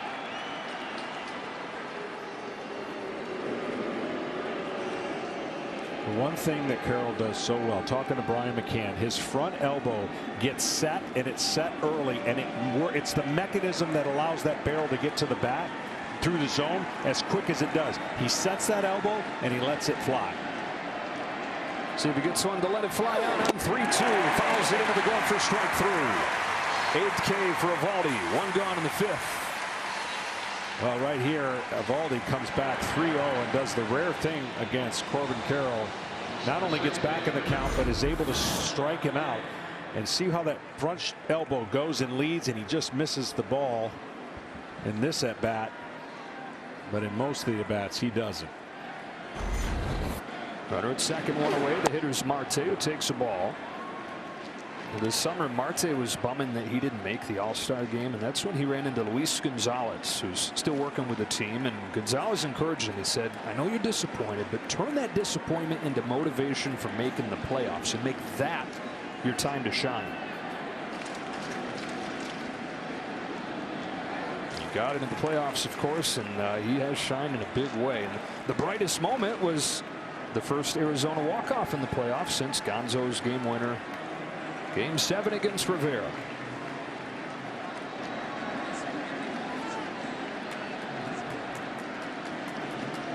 Perdomo at second as the 1-0 comes home, and a chopper foul. Our player resume is sponsored by Indeed. Marte, 26 hits over his first 16 postseason games, right on the heels of home run Baker. And the great Thurman Munson at the top of that list. Hits in a few games in 2017 when the D-backs last went. Hits in all 12 games this year. And you might say, wow, where did this come from? But Diamondbacks fans know this guy's been a good player for a long time. In fact, he had the #1 average in the league for a 3-year span prior to struggling last year. On this 2-1 from Eovaldi. Golfs one into right center field. Taveras on the move. It's over his head and off the wall. Marte's hitting streak extended. Lead extended. It's 5-3. I know there's so much talk about lineup construction, but I really believe he's the perfect #2 hitter. A switch hitter that can do everything and do it well. And of course, from the left side, he just picks on a breaky ball that just hangs in the middle of the plate and explodes on it for an easy double. And if any more bobble would have happened right here, it would have been a triple. And he has tied the all-time postseason record with a 17-game hitting streak to open his time. Hands it off to Gabriel Marino. Takes the ball from Eovaldi. Nathan Eovaldi had given up 7 runs over his first 4 starts this postseason. But against this unique Diamondbacks lineup, he's given up 5. And there is the list that Marte joins. Stop. 2-0. What have the Diamondbacks been able to do that nobody else has against Eovaldi? They've grinded out. Early on, it was 0-2, 0-2, 0-2, and they took their medicine, and certainly they weren't touching him. But when he's made mistakes and they've gotten runners on, they turn into a different team. And I think the whole game, if this goes Arizona's way, is going to be turned on a dime on that 0-2 split that Corbin Carroll hit to open up that 3-run. Remember, it was second and third with 1 out. So in most cases, we've seen Eovaldi get out of bases loaded. Crack bat roller to Seager in short. At the third goes Marte, but first goes Seager.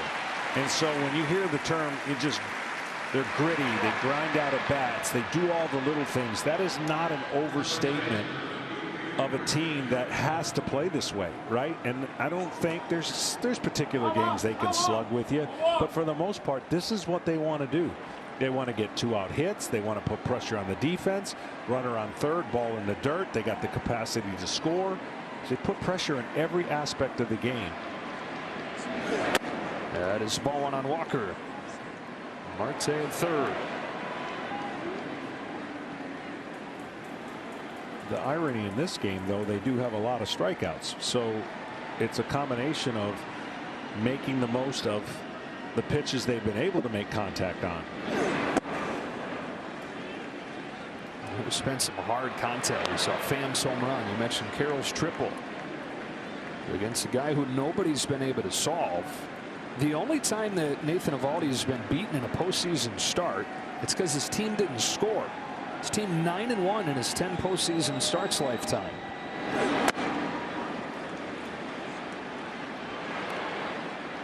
Yeah, this could end up being his last batter here. He's obviously made different pitches and gotten behind in the count in this particular inning.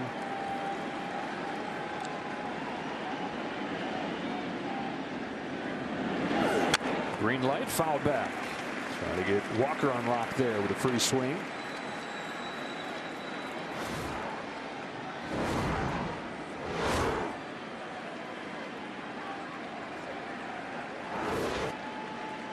Dan Dunning ready to go down in that bullpen for Bruce Bochy.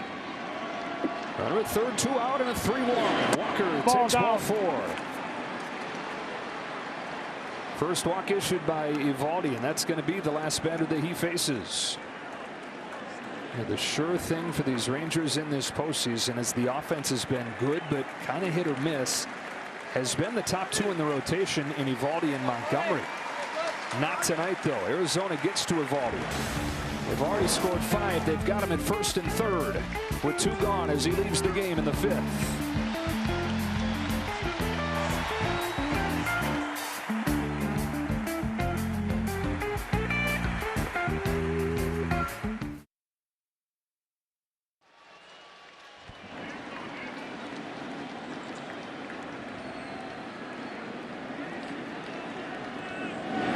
Tommy Pham takes strike 1 from Dan Dunning, who replaces Eovaldi here in the 5th. Well, Dunning did a great job for this team. Relatively beat up in the starting rotation. He served well out of the pen and starting.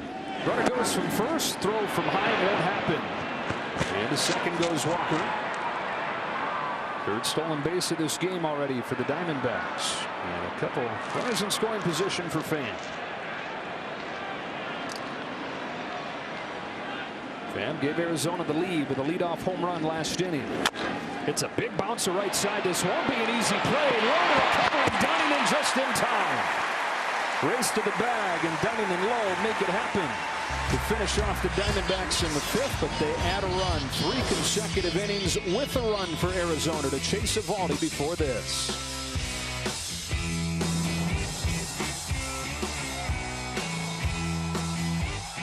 team. Watch daily recaps, get personalized stats, highlights, and news every day, all on the MLB app. Download it today. 2, 3, and 4 coming up for the Texas Rangers. Down 2 runs in game 1. Yeah, this is the part of the order that Zach Gallen's not been able to solve. Seager, Carter, Garcia. He's not gotten those guys out, facing them 6 times.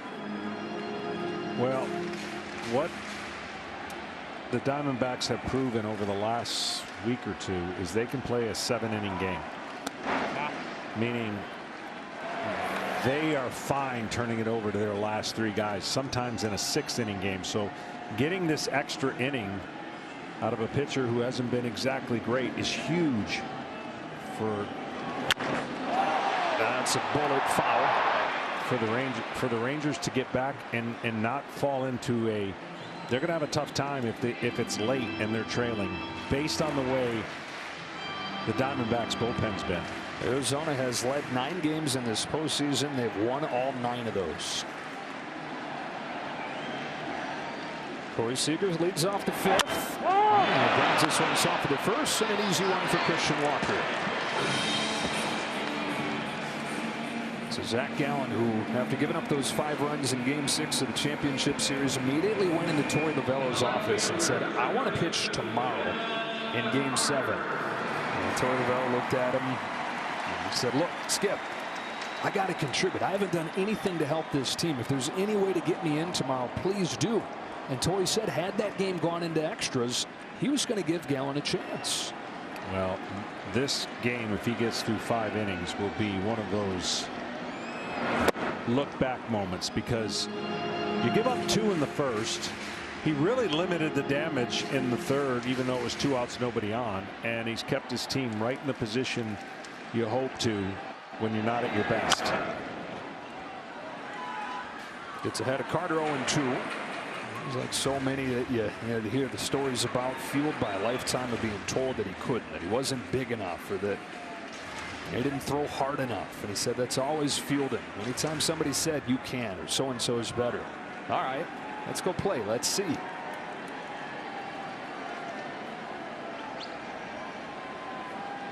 '28-year-old from New Jersey, home with an 0-2, and it's raked foul.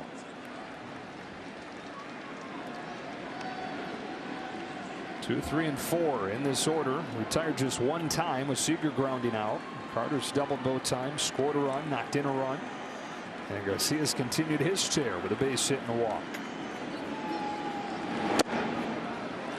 Well, the 2-strike battle, meaning getting 2 strikes on the hitter tonight.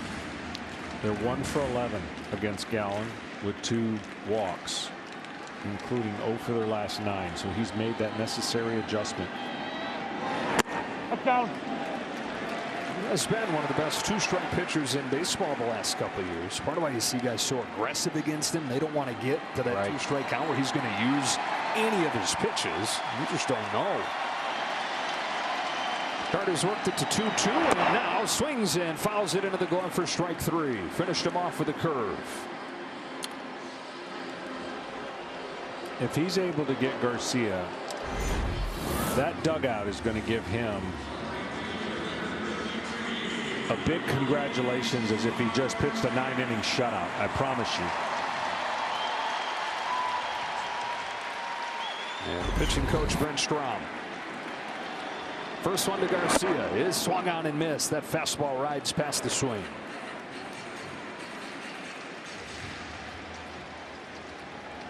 Four straight base runners in the 1st inning. It was 2-0, just like that. 1 run in the 4 innings since. I mean, think about it. This crowd's been great, right? They've been waiting for this moment for a long time. But think about this postseason for the Rangers. This crowd's seen them win 1 game at home. It's amazing. And that 1 game, of course, was the closeout against Baltimore. So they're wanting to see their team respond here at home, because now they have home field advantage. Hot shot to short. Perdomo's there. How about Zach Gallen finding it tonight, going 1, 2, 3 here in the 5th.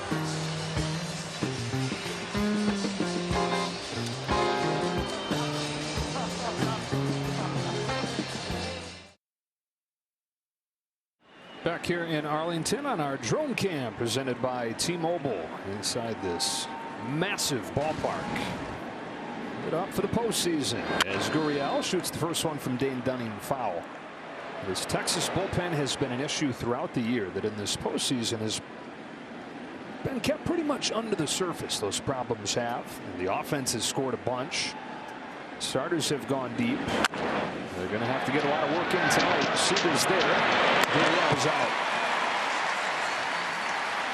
Well, the Rangers struck first in this game. Corey Seager got it started with a walk, came in to score on a double from Evan Carter as they got 2 runs in the first inning. This place was rocking, but Arizona replied quickly in the third.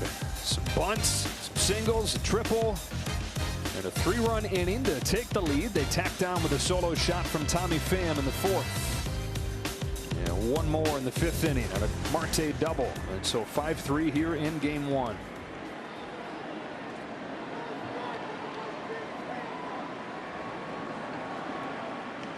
Alec Thomas takes the ball. Yeah, if there's ever been if you could put a gauge, a monitor on the confidence growing in a team, this team would be number 1. I mean, again, they had to play the Astros the last weekend of the series, got swept, but it really set them up for a better path. They ended up going to Milwaukee, winning those 2 games, and then the surprise of all surprises was the Dodgers. I think that is the single moment that injected the confidence they needed to go all the way. I don't think once they beat the Dodgers, they felt like they could lose to anybody. Change up, roll up the middle. Backhand Simeon springs to his feet and throws late. With Thomas's speed, he has his 2nd infield hit.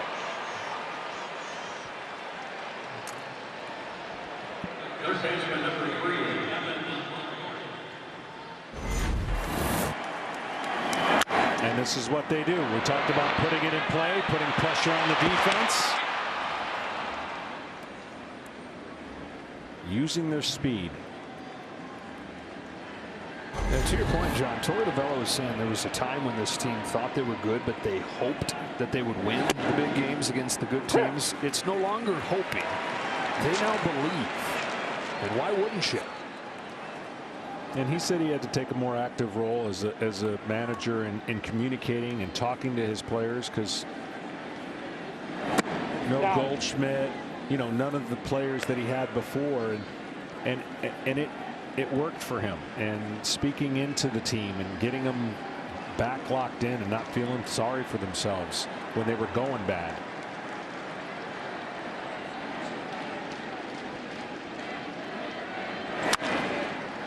1 ball and 2 strikes on Longoria. This team was in first place mid-season. Early July they were in first place, but then they had a 7-27 stretch through July and August, where it was easy to look and say, well, this is just same old Diamondbacks. They're going to flash and then fade. Well, they kept on coming. And here they are in their first World Series in 22 years. So they won in 2001. And probably then, in just their 4th season.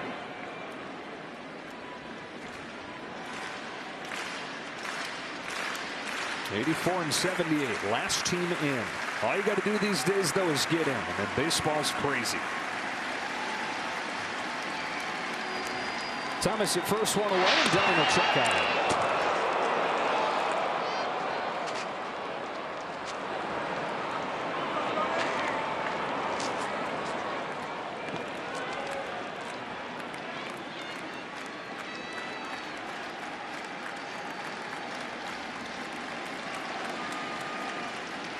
Here's the 2-2. It's lifted to shallow right field. On comes Garcia. 2 gone in the 6th. And if tonight's game ends in a walk-off, Capital One will donate $1,000 to the Jackie Robinson Foundation as part of the Capital One walk-off program. Today, Capital One has donated over $750,000 to the foundation as part of this initiative. Here comes Bochy. One of the reasons this bullpen has been able to pitch above its heads in this postseason. The ever perfect touch of that guy brings on his rookie, Cody Bradford.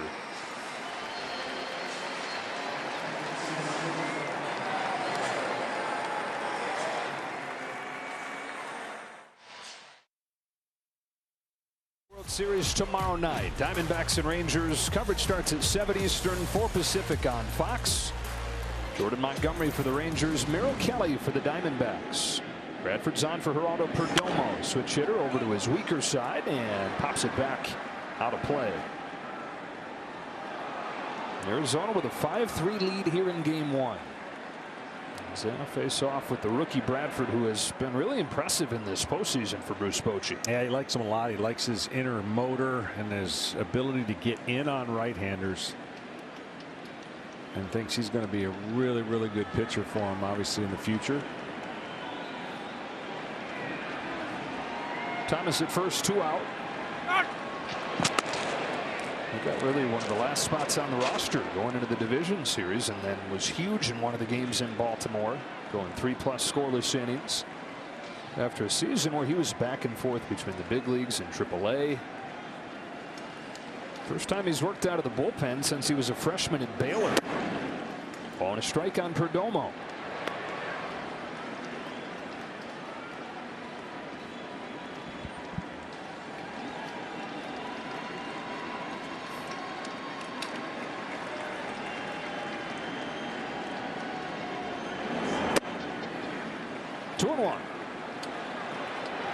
Well, both starters had to work awfully hard, had some time off after their teams won in 7 games, and now you're going to see the Diamondbacks bullpen with different release points coming out and creating different problems for the hitters based on where they release the baseball. There goes Thomas from first. Throw from high, not in time, and it ricochets into short left field. Thomas thought about it and then thought better of it.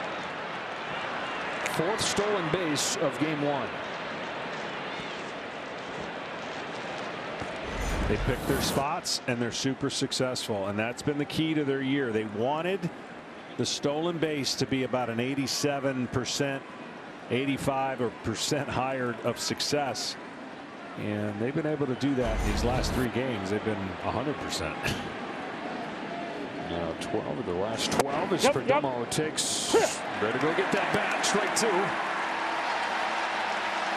Oops. Might have to use his timeout. And then hurry. It's a pretty good pitch. Yep. Gets this crowd revved up a little bit.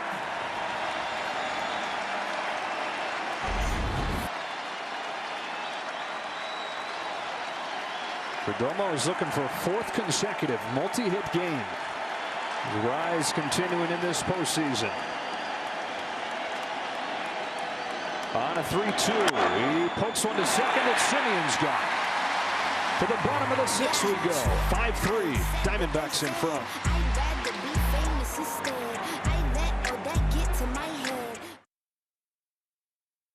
Performance sponsored by Capital One. This bullpen for the Diamondbacks in winning games 6 and 7 in Philadelphia. 9 scoreless innings. That was huge, and the different release point starts right here with Thompson. You're going to see sidewinding, slinging, and different action and different release point than you would from Gallen, who was straight over the top. Looks like they got a little problem with pitch com. You had already pitched in the World Series and your earpiece doesn't work. Yeah, he was a huge part of that game 7. Johnny faced 4 hitters. He retired all 7 of them. What a pickup he's been. Minor league contract in late August. He had a 6 ERA with the Tampa Bay Rays. Had fallen out of favor there. Was in the minors on the injured list. He asked for his release. The Rays granted it. And apparently Arizona guys in the front office had liked him for years, and they said if he ever comes available, we got to pounce, and they did. And they've kind of given the Rays some of their own medicine, taking a guy, unlocking something, and he's been huge. Yeah, he has been huge. And look, the trades they made were not insignificant. They were major, and it's all come together at the timing they needed it most. Their bullpen was not great during the regular season at large stretches, but it's been great lately. Mitch Garver leads off, and there is that wacky angle, just flinging the thing in there for a strike. Got to think it's so hard to pick up on a hitter.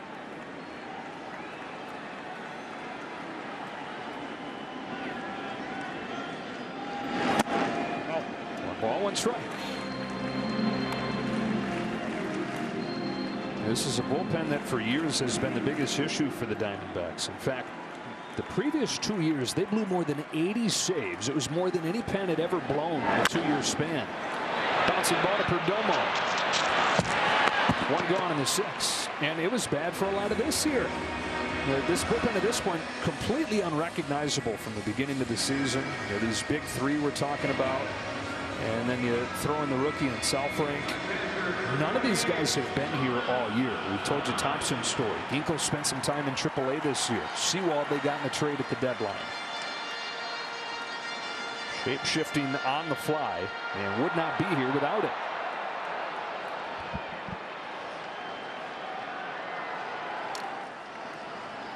Here's Heim, who's as happy as anybody to have Gallen out of the game. Now 0 for 10 against him. Nothing. And ahead 1-0.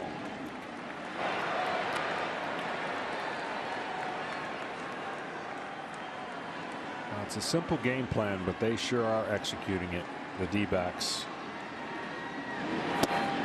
Get on, get them over, get them in, and timely pitching. And that recipe has served them well.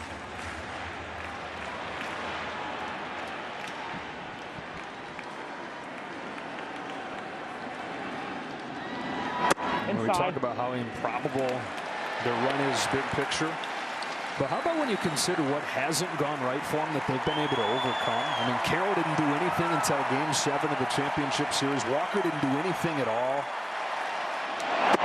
That's a walk for Heim. They've lost 3 of the 4 games that Gallen and Kelly have started in the championship series. They're down 3-2, but just enough offense, airtight defense, this lockdown bullpen. I don't know how many times I've heard you say it, though. A walk in this situation in the regular season is whatever. Here it's like, oh boy. Yeah, it's a rally. Well, they almost act like when you corner an animal and then that animal starts showing its fur and starts getting like, they have that same approach, you know, when they get their backs up, they actually get a little more aggressive and a little more chaotic for the other team to it's hard to win the 4th game in a best of 7. Every year it is. They made it really hard for Philadelphia the way they played those last 2 games. With the walk, Rangers have the tying run at the plate in the form of a guy who has homered twice in his last 3 games. Nathaniel Lowe. It's a high drive to deep right field. Carroll's going back. On the track, he's got room. He just missed it.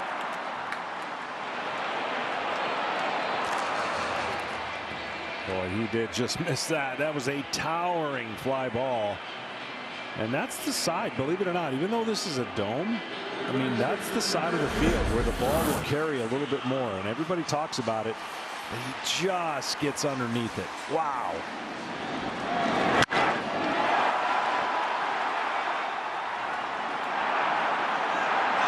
And so 2 gone in the 6th inning. And up comes Josh Young. Oh boy, frustration of being that close for Lowe.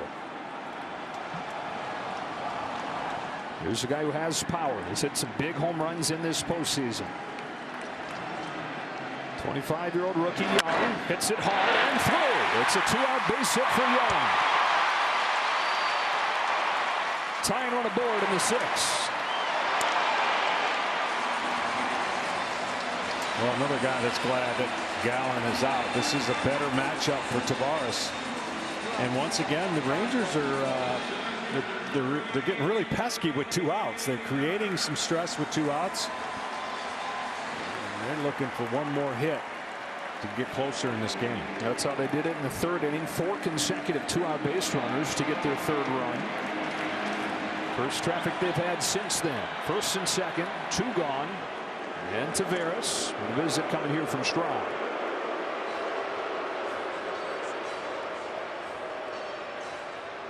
And now a quick word from Evan Williams Bourbon. Reach for a fan favorite, Evan Williams 1783 small batch. When bourbon's done right, people notice.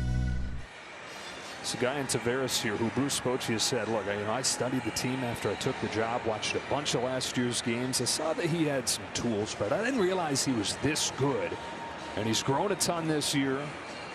25 years old. It's so easy, you know, you get this full life story of a guy when he gets to the big leagues as early as Taveras did a few years ago. But man, he's still just 25. This is a good player with a great future still. Now he will be aggressive on first pitch fastballs, middle to middle away. Normally, if it's spinning or off speed, he'll take first pitch. But we've seen where the hole is. It's anything off speed, change up going the opposite way of his barrel. Go ahead, run at the plate in the 6th inning. That is one disengagement there. Thompson stepped off. Sweeps it inside for ball 1.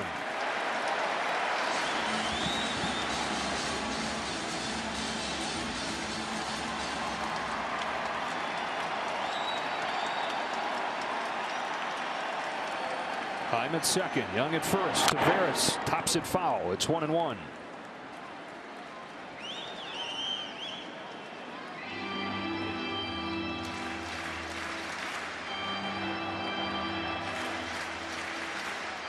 There have been so many times this season where the Rangers have looked finished, whether that was within games or, you know, in the standings down the stretch, blowing the division at the end. Down 3-2 in the championship series, and every time they've come back and kept going. Every time they've defied logic. They'll have to come back for a Game 1 win. That's a frisbee in for strike 2. That was a great pitch. That pitch to the hitter never looked like it was going to be a strike. And the last bit of that movement, watch how this is released. Ball, ball, ball, and then last minute catches the bottom of the strike zone. Here's the 1-2 pitch. Turned it up with a fastball. Huge separation in speeds there.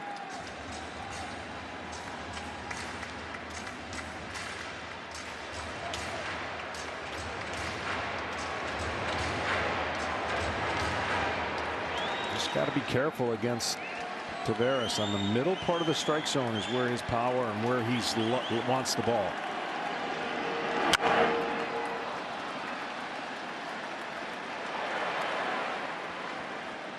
The area to get him is when you get him out there, and that backdoor slider was able to start there, and he had to almost give up on it.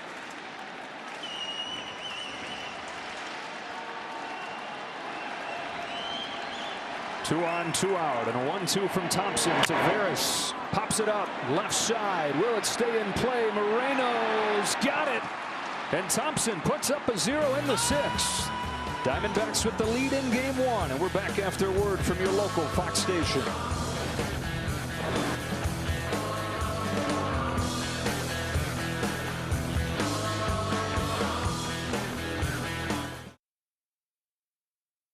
Wear what the players are wearing on field during the postseason. Check out the largest collection of jerseys, caps, t-shirts, and more. MLBshop.com. Top of the order for the Diamondbacks here. Leading Game 1 5-3. Top of the 7th inning.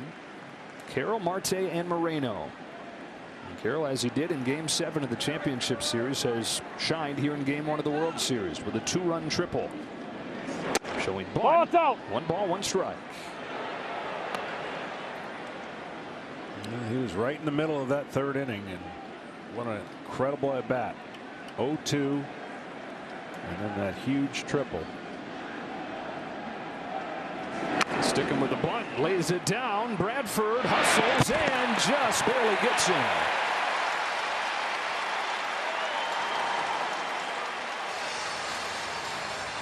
I'll tell you what, this ball checks up and comes back to Bradford, and he makes a nice bare hand play. The only way he's going to make him a little bit of a loop of the throw, but the taller low is able to avoid the runner and get the ball just in the nick of time. So they keep Carroll off of the bases. 1 gone in the 7th, and it brings up Marte. Switch hitter over to his natural side. Extra aggressive over here usually. This time though, takes strike 1.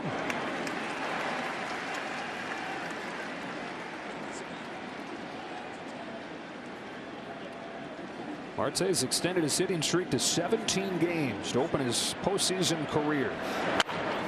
Here's a spinner off the end of the bat. Simeon ranging into short left field. What a play! Marcus Simeon for the second out of the 7th.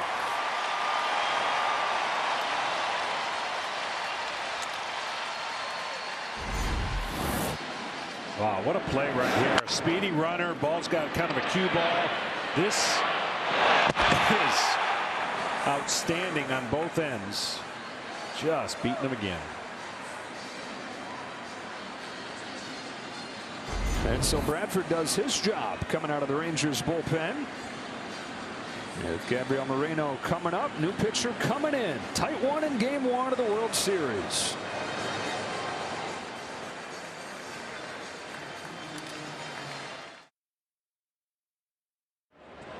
Welcome back. I'm with Zach Gallen. You grinded through 5 innings and 99 pitches. Everett started with 25 pitches and 2 runs in the first inning. How did you settle this game down? Yeah, you know, ideally you throw up a 0 in the first inning, but I mean these guys grind. They've been grinding, so I was like, I got to grind. I got to get us through 5 innings and try and hand it over to the, you know, our 6th, 7th, 8th, 9th guys. So yeah, I just tried to settle in, make some pitches, you know, try and get rid of the traffic.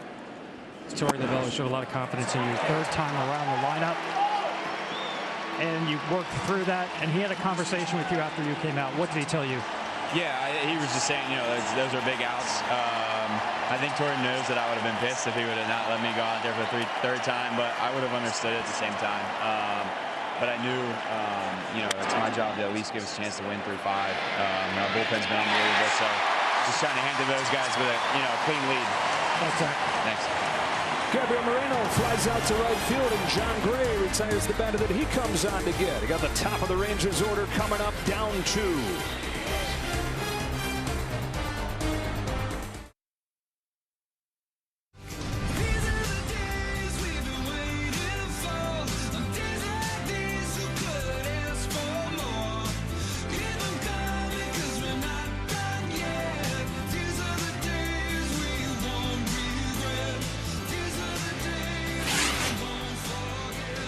Diamondbacks trying to take game 1 on the road here, leading 5-3 as we go to the bottom of the 7th inning back in Arlington. Yeah, we got plenty of familiar faces in the park. CC Sabathia taking in game 1. Your old teammate Greg Maddux is here. Of course, his brother Mike, the pitching coach for the Rangers. Travis Kelce taking some time from his prep for the Broncos. Guys everywhere these days. And President Bush. And his wife Flora. Great first pitch that he threw. He's thrown 4 World Series first pitches. I think 4 for 4 on strikes. And we welcome you back inside here. These Rangers got off to a flying start in this game. They had 2 runs in the first inning, just 1 run since, but they got the big hitters coming up here. Yeah, they do. I think this series has a chance to be within a 3-run window every game. What I mean by that is we could see a lot of 9th inning game tying run at the plate. I think it's going to be more tight than people think, and everybody's getting to learn about the gritty Diamondbacks and the never give up Texas Rangers.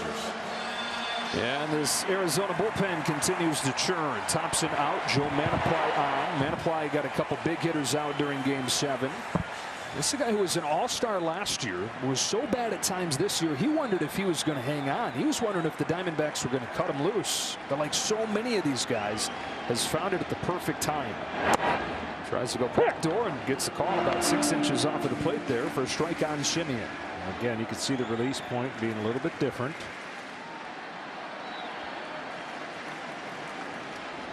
His 0-1. He's going to rely on a sinker and slider for the most part, and that's what he's going to throw to left-handers. Right-handers might mix in a changeup, be a higher percentage for like right there. And I think the interesting thing about what they've done in their bullpen is because they give you different looks, you know, that's what makes it tough on the hitters. Biggest turnaround within this Arizona turnaround has been the pen. 1-2 to Simeon. Marcus yanks one left center field, hangs up for Gurriel. 1 gone in the 7th inning, and tonight's telecast is sponsored by Progressive, providing cars to veterans through their Keys to Progress program. So Simeon's postseason issues have continued. He's 0 for 4 tonight, and Seager comes up with the bases empty. 2 walks, 2 runs scored. He seems to do that a lot. Yeah. Ace. I tell you, he is. I mean, I know there may be other big shortstops, but he is a big, strong shortstop. It'd be interesting to see how long he gets to stay in that position as he signed a long contract with the Rangers. Well, that's something that people have been talking about since the Dodgers drafted him in the first round. How long can a guy that size stay at that spot? It's always been part of his identity, playing short. And so has been uber aggressive. And an 0-2 hole here. 6'4", 215. Guy's always been obsessed with hitting. If you're trying to find Corey Seager, chances are you're going to find him in the cage. It's in the hours leading up to the game. That's a lot of times even after the game. Corey Seager will be in there grinding away, trying to make a fix for the next day. We saw in the championship series him go through a rough patch. Bruce Bochy said, just watch. He tends to find it and figure it out quickly. Led off the next game with a home run. On this 1-2 for Manaply. Chops it foul. Well, it almost looks like he's squeezing the bat because he doesn't move much with his legs. He's just sitting there ready, and you almost get this little grind of the hands and the bat. Just a little bit of an anxious moment. It looks like he's going to swing at every pitch and hit it through the moon. And he just uncoils, but down swinging here. And Manaply's retired the first 2 in the 7th.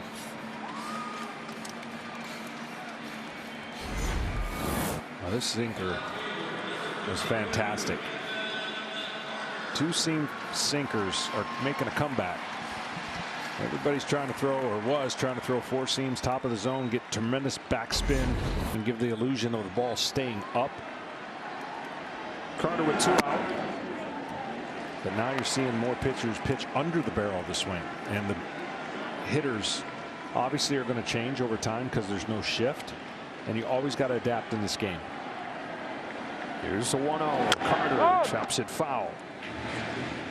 How about Joe Mantiply riding that pitch, riding this mix to the last 4 hitters that he's faced?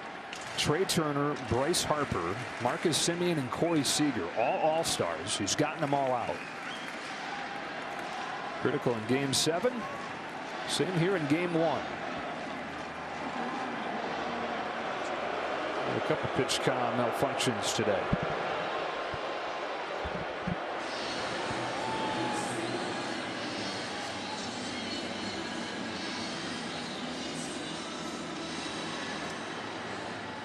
Earlier today, as part of the Fall Classic Legacy Initiative, MLB and the Texas Rangers hosted a special event at Mission Arlington, Mission Metroplex, where funds will go towards expansion of the organization's medical clinic. Go to MLBtogether.com to learn more.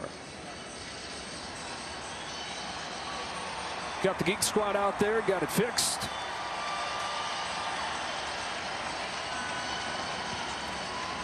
If you were using PitchCom, what are the chances you would have been calling the pitches yourself? 100%. Yeah, I think that's the best way to do it. I know the game is controlled through a lot of information through the catcher. There would be no confusion if the pitcher's calling the pitch, because then that's the one that, there would be no shakeoffs. We've seen some guys do it. Mantiply trying to go through the top of the order in order. His 1-2 to Carter's taken low. And then I would work on a fail safe. If I can't hear it, go to the signs. I know those are an ancient thing, but throwback. Signs. Buttons. 2-2. Along first. And foul ball.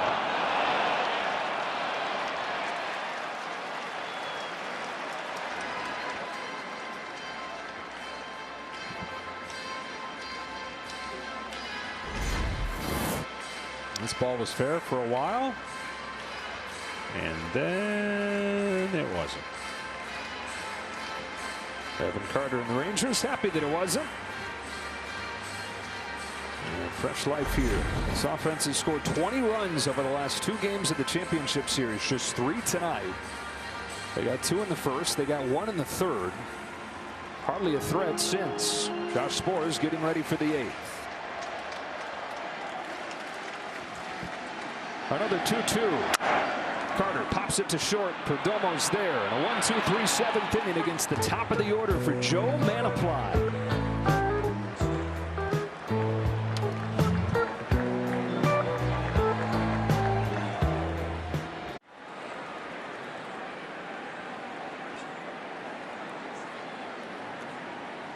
On this improbable World Series matchup, it's 5-3 in game 1, top of the 8th inning, where Christian Walker will lead things off for the Diamondbacks.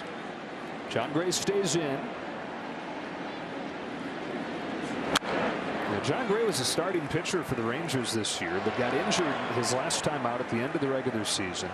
So it was a bit of a surprise that he was ready for the championship series. Made 1 relief appearance. And gave up a run in that 1 inning of work. But he's one of several length options Bruce Bochy has down in that bullpen that makes the whole thing kind of a wild card. As the pen has struggled this year, but it's a whole lot different looking than it has been given all those starters they have down there. Yeah, and one can only think of the prospects of the Rangers in the future when they get all their guys healthy. Now, next year they won't have the Jacob deGrom, but a healthier Max Scherzer and the likes of John Gray and Eovaldi and Montgomery. Is 0-2 to Walker. Is swung on and missed. And Walker struck out for the 3rd time tonight. That pitching was supposed to be why the Rangers are ready to contend, right? Not the top offense in the AL. The starting rotation was supposed to be deadly. So the injuries they dealt with, it's a totally different looking group than they had planned on. Fortified it at the deadline, getting Jordan Montgomery, getting Max Scherzer. They've sort of pieced it together in the postseason and rode that offense. Tommy Pham has got a home run in this game, takes a strike. Yeah, they're going to be good for a while, are the Rangers, and you already documented how, you know, they've struggled up to this point, and they constructed a team to be good for more than just a couple years. Invested a lot of money and went and got Bruce Bochy. Said, I know you're coaching your grandkids, but can we just steal you for a few more years? And that man, Chris Young, was able to lure him away. Young, who pitched for him in San Diego. Grays 1-1. Pham takes in the dirt ball 2. Game 1 to this point, though, about these Arizona Diamondbacks, these fearless Diamondbacks, trying to go to 7-2 on the road in this postseason.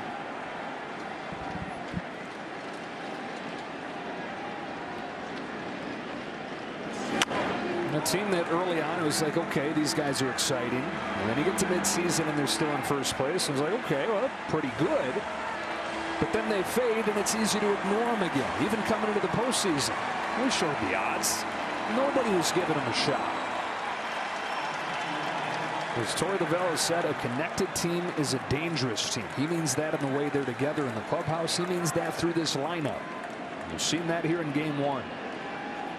On a 2-2, Pham pokes it foul. There's tomorrow's starter, Merrill Kelly.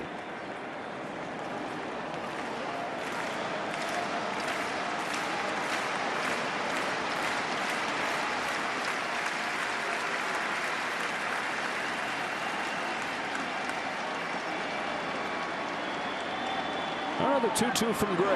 Got a chase from Pham. 2 gone.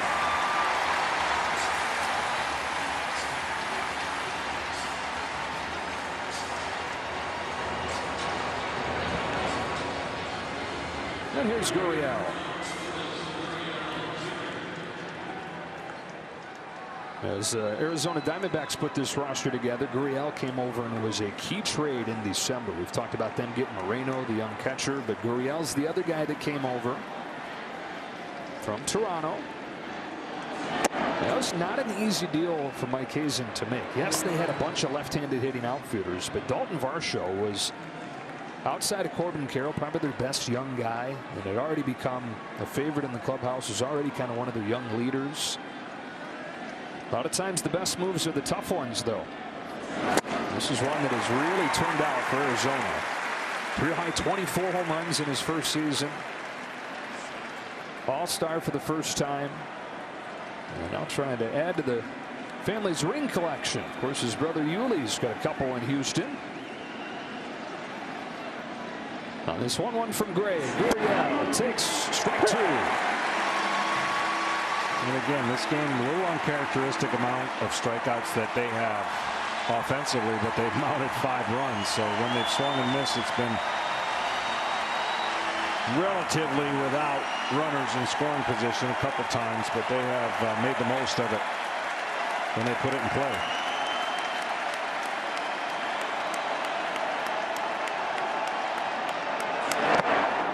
Gurriel does a great job of fastballs against right-handers. He doesn't swing and miss many on fastballs, so he's locked in on fastballs. And then where they get him is on the outside part of the plate.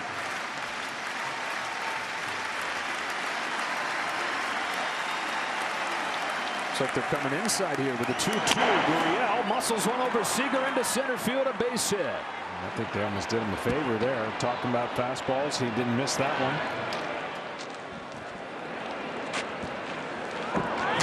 Second Arizona base runner against the Texas bullpen. And it keeps this 8th inning going. Well, much like his brother, he's got a similar approach to hitting a baseball. You see that head down. He goes down and gets that fastball. He's at first. He can run a little bit too. Thomas at the plate.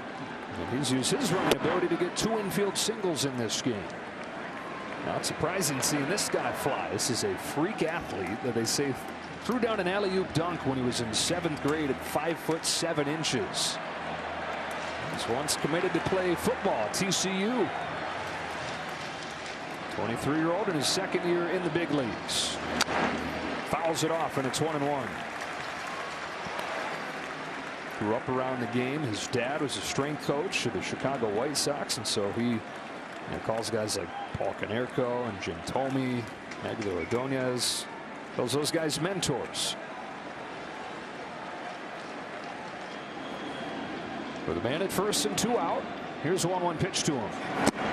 Ball 2 on Thomas. Well, he's aggressive and takes an aggressive hack. I mean, he gets after it, and he finds a way, at least this postseason, to come up with some of those big swings, and that home run power has played out in the postseason for Thomas. 9 home runs in the regular season. Surprise slugger here in October with 4 and some massive ones. On this 2-1, Thomas leaves it upstairs. Ball 3. Remember that, a home run? What's that, every, I don't know, 2 weeks, 3 weeks in the regular season, if that. 1 every 8 at-bats in his first postseason. There goes Gurriel on the 3-1 that Thomas lifts down the left field line. Long way to go for Carter and Young. Young won't get there. Bounces on the top of the railing. And it's 3-2. So Gurriel is doing what these Diamondbacks have done here in game 1. A continuation of what they did the last 2. 3 consecutive games with at least 4 stolen bases. 17 of their last 17. Marte got everybody a taco. He was the first one.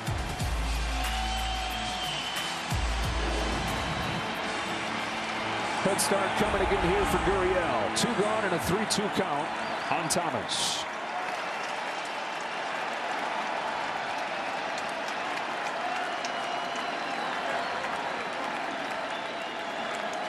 There he goes. Here it comes. Thomas down on strikes. Texas bullpen doing its job. Part of the order coming up. It's Adolis Garcia to lead things off for the Rangers down 2. Deep in the heart of Texas. Face of this bullpen turnaround right here. Kevin Ginkel, who struggled for years, is absolutely filthy at this point. He spins the slider for a strike on Adolis Garcia, and he had the Phillies swinging out of their shoes and not even getting close. No, tremendous break on that pitch. It disappears, and it's tough to hit. You got to hit a fastball and get lucky, and maybe he hangs one in the strike zone. But right now, what I've seen out of him and the confidence that he has to go to that pitch at any time. Been impressive to watch. Looking to ride that confidence against the heart of the Rangers lineup here. That is just inside, and it's ball 2 on Garcia. When you have the combination of power and fastball 96 and above, and then you can have the ball literally, when you hear it fall off the table, that's what it looks like to a hitter. When it comes up there, it absolutely drops down and disappears. That is something pitchers have been able to prey on with this guy. And Adolis Garcia. 1 for 2 here in game 1. Outside. Good take right there. Garcia. I was going to say one of us has it wrong. It's Adolis. That's ball 3. My bad, he says. The league is hitting 154 on that pitch. And he was glad to walk to first. Yeah, only to come back. Trying to escape it. And then he takes a strike and the count is full. And this is where he has finished guys off as well as anybody in this postseason with that slider. Garver and Heim to follow in a 2-run game here in the 8th. Here's a 3-2. He goes to the slider. It's bounced foul. When you can know that it's coming and it looks like it's still impossible to lay off. It is a strike for so long until it's not.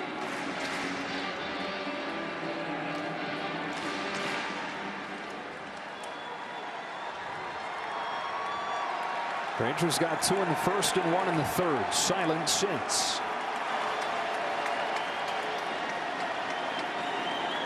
Another payoff pitch. Ooh, had one to hit there. Yeah, that was one to hit. Certainly, as this series progresses, the more looks they get at a particular reliever, and it's not guaranteed you're always going to see the same guy, but the more looks you get at the pitch like this, down the road, game 6, game 7, if it goes that far, advantage hitter. 8th pitch here. Garcia hits it up the middle. Pass Perdomo into center. Adolis Garcia on for the 3rd time, and the Rangers get the tying run to the plate in the 8th. He's become such a good breaking ball hitter in the zone. This one he went and got out of the zone. Fastballs up is what really gives him the most issues. And a big leadoff hit. Now you watch him when he goes to attack this pitch. See how he goes down to get it strong enough to get it past the infielder. Tying run at the plate. A very powerful guy. First one to Mitch Garver is inside. And John, I know that Garcia is the exciting one, and you got the All-Stars at the top. I've been so impressed with Mitch Garver, though. Yeah, stoic. I mean, that's kind of the whole Ranger team. Stoic and ready for the moment, and doesn't get too carried away. On this 1-0, he takes a strike. It's 1-1. Come up with the bases loaded tonight. Took a walk. His 12th run batted in this postseason. Yeah, that was a great walk, too. That was a great at-bat. Only played in half the year. Still hit 19 home runs, did Garver. Could tie it with one here. The 1-1 pitch. Couldn't lay off. 1-2.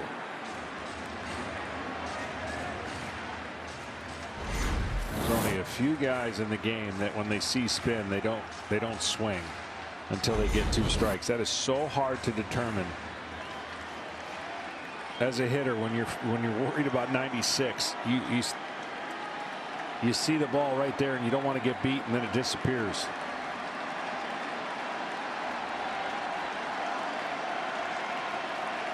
Kinkle shakes a couple times.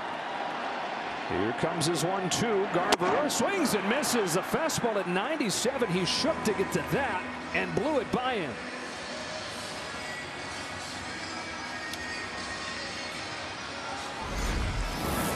I mean, that looks like 107 after you've seen slider. He runs that fastball up and in, and it is by him. 1-on-1 out. 2-run game in the 8th inning. Jonah Heim upstairs for ball 1. Heim has 2 home runs this postseason. Won in game 6 in Houston.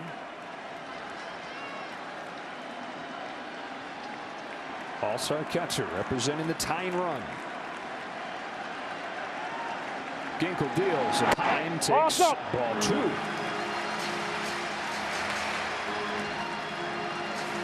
Jonah Heim spent 7 years in the minor leagues, wondering if he'd ever get a shot. And then he was traded and traded again and again, 3 times before he established himself.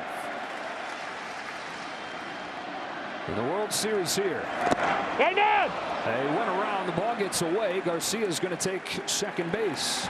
So into scoring position he goes. And the count 2-1.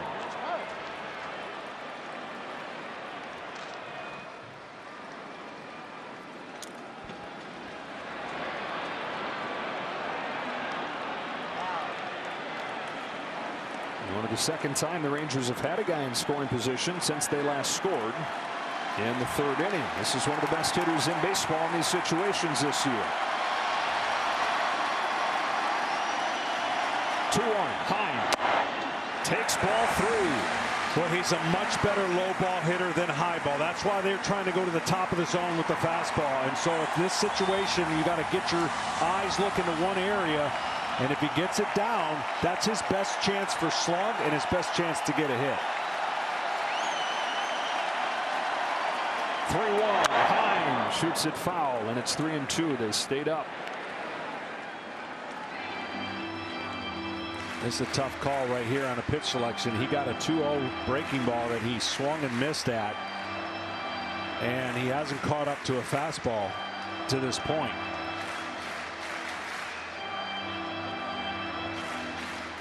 So when you're caught between 2 like that, if you think the guy's aggressive, you go with your aggressive pitch, and that would be the slider down.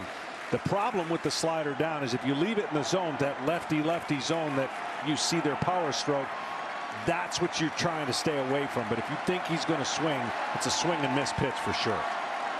Here's the 3-2. Heim got a fastball and sent it foul.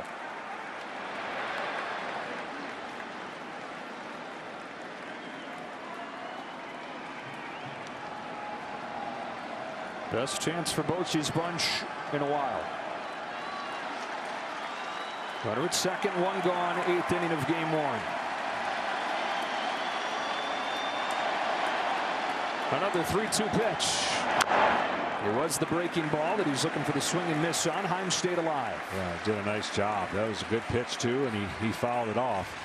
So after slowing him down, maybe he speeds him up again with a fastball. A cat and mouse game. Who wins it? It's waged 8 pitches.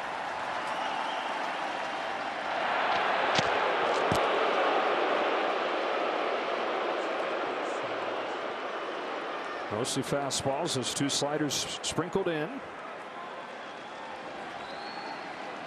20th pitch of this inning for Kevin Ginkel, and he's gotten just the 1 out. The 8th to Heim is fouled back. It's another fastball that caught a decent chunk of the plate there, but again late.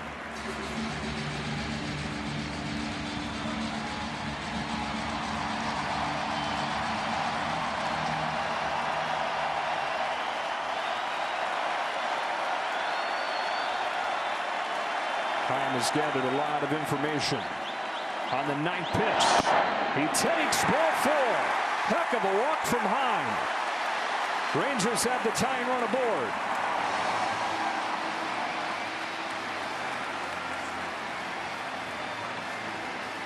If tonight's game ends in a walk-off, Capital One will donate $1,000 to the Jackie Robinson Foundation as part of the Capital One walk-off program. To date, Capital One has donated over $750,000 to the foundation as part of this initiative.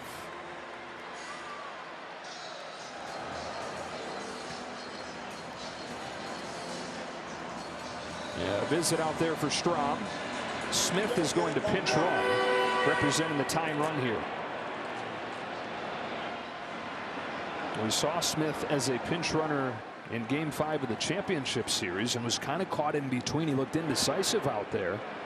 He had a situation where he could have tagged and didn't. Out there meeting his wheels here as Lowe comes to the plate. I think that meeting of the mound was to remind the scenario that he's facing Lowe. And again, the Astros pitched Lowe totally different than the Orioles. The Orioles pounded low with fastballs, was not able to catch up. He ran into an opposite field home run, and then of course he hit another one against the Astros. But in this case right here, first and second, I think the pitching coach went out to say, use your fastball, be on attack, and beat him to the barrel of the bat. That's what the scouting report should have been, or should be, on low. Tying on a board. Go ahead, run at the plate. First pitch upstairs. He's hit 2 home runs in his last 3 games. He just missed hitting another his last time up.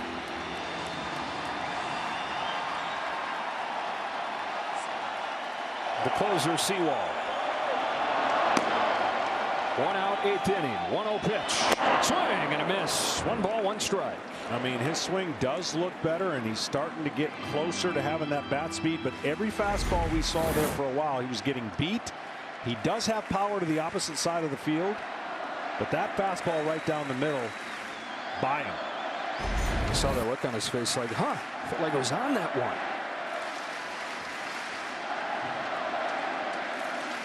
Garcia's at second. Smith at first, the tying run.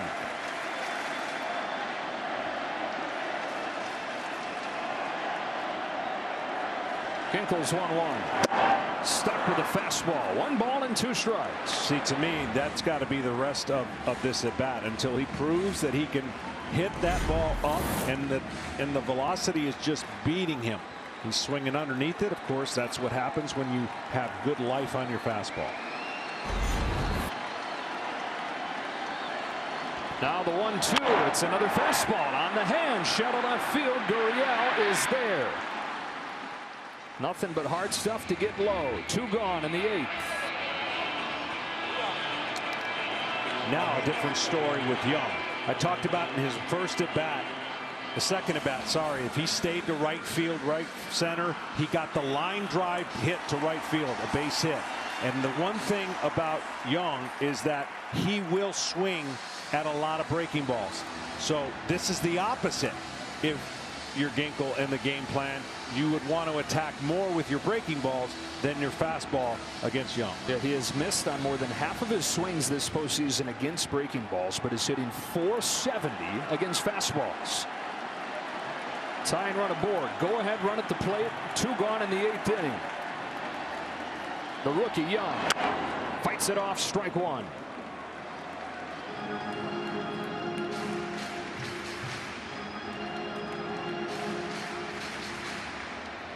Kevin Ginkel having to dig deep in this inning. 27 pitch coming here. Started with a single from Garcia. Heim walked. Smith pinch running for him at first. Golden chance for the Rangers in the 8th. Ginkel's 0-1. Young leaves it up. Yes, have been the high-priced free agents the Rangers have signed. This year, the 8th overall pick of the draft. Made it to the majors last year. Homered on his first swing. What a player he's been just 1 year in. On this 1-1 pitch. Breaks his bat on a roller left side. Perdomo's got it. Over to first. The inning is over. Kevin Ginkel gets out of the jam. Arizona bullpen remains nails. It's 5-3 after 8.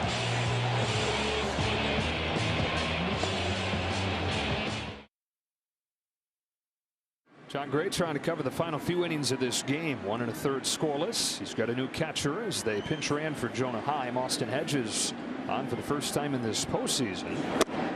That's a strike on Evan Longoria, and if you put Hedges right into Heim's spot in the order, which would be due up 7th in the bottom of the 9th.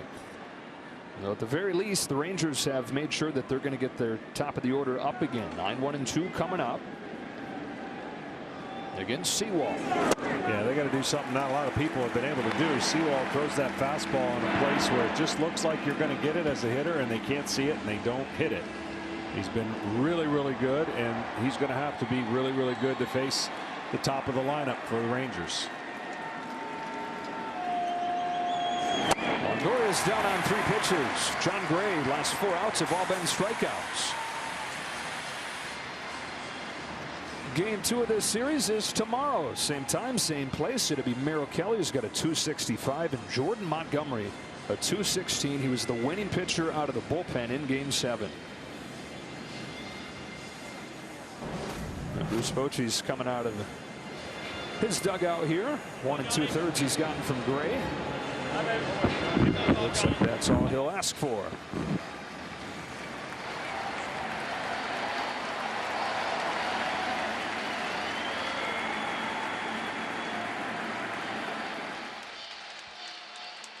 Matthew Stafford and the Rams take on Dak and the Cowboys just across the street here. Browns down to the Seahawks. Other regional action. Check for the game in your area, only on Fox.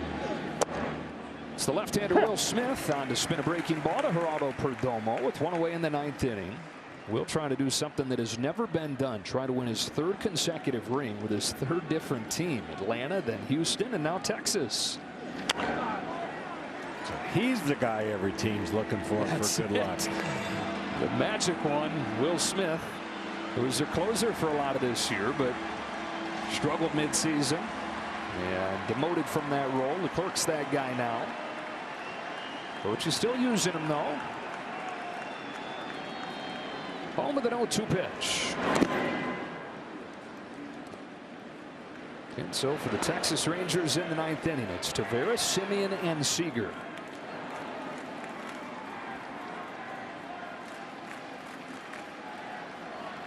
Sewald ready to go for the Diamondbacks. Arizona trying to make this a familiar story in this postseason. That is, get a lead with team baseball offensively. A little bit of pop in there as well. And then have this newly amazing bullpen lock it all down. Yeah, their confidence has grown in winning a lot of close games. And the Rangers, on the other hand, haven't won that many close games because their offense has been that much better. Young. Well, during the regular season, they just blowed teams out. I mean, that was part of the reason why the bullpen didn't get exposed that much. But in one-run games, they were 14 and 22. Thankfully for them, they didn't play that many one-run games.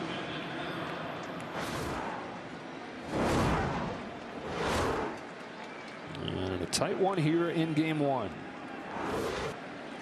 So 2 gone in the 9th. Back to the top in Carroll. You thought his 2-run triple in the 3rd inning was the biggest. Oh, absolutely. Yeah, it's the reason if they win the game. That's the simplest reason why they will win. They're down 2-0, looking to get 1 run, and they ended up getting 3 runs out of it. Hooks this one on a line to right field. Garcia's back, a leap and a catch. Rangers fans 12 years after game 6 are saying that looks a little more like it. Going back, making the play. Fasten those seatbelts to the bottom of the 9th. 9, 1, and 2 coming up. 2 for the tie, 3 for the win.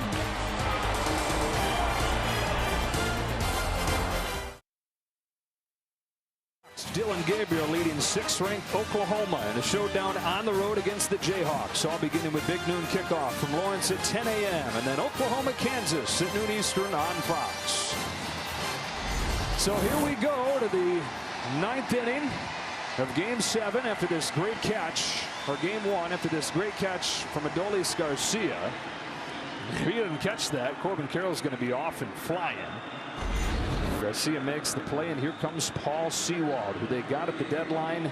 Nearly perfect during the regular season. 6 out of 6 in the postseason. Yeah, and talk about the way that he throws a baseball. There's a term in baseball with pitchers that it's an invisible. And what does that mean? Well, the fastball looks like it's right there, and the hitters swing under it. They don't see it the way it comes out of his hand, and he has been able to live in the zone and live away from trouble so far in the postseason. 9, 1, and 2 coming up for the Rangers. Leody Tavares. Wow, strike 1. Sewald gets a couple inches off of the outside corner there. Simeon and Seager to follow in this inning. Rangers looking 2 for the tie, 3 for the win. It's 1 ball, 1 strike. See, it's not 97, not 98. It's kind of an upshoot fastball. He throws from a lower release, and the ball just kind of looks like it has the illusion that it's rising and holds its plane.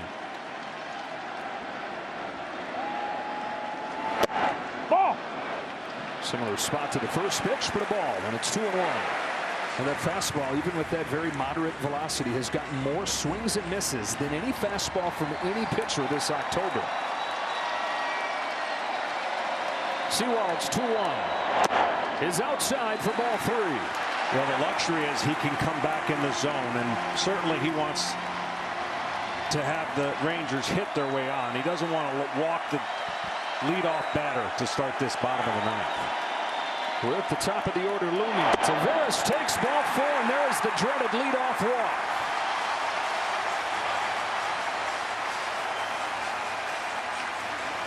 New third baseman in the game, Emmanuel Rivera, is taken over for Evan Longoria.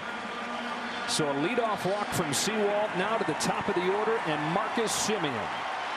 Well, we've talked about Semien. Hasn't had his moment yet, right? Hasn't got locked in. Will this be his moment? Will there be a big hit here to pass the baton on? Strike 1.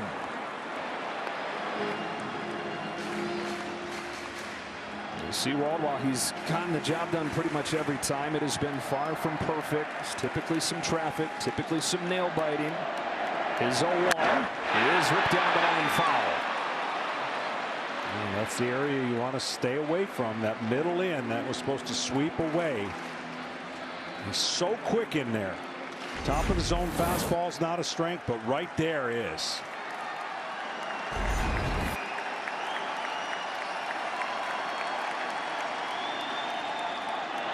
Got him with a fastball. 1 gone in the 9th.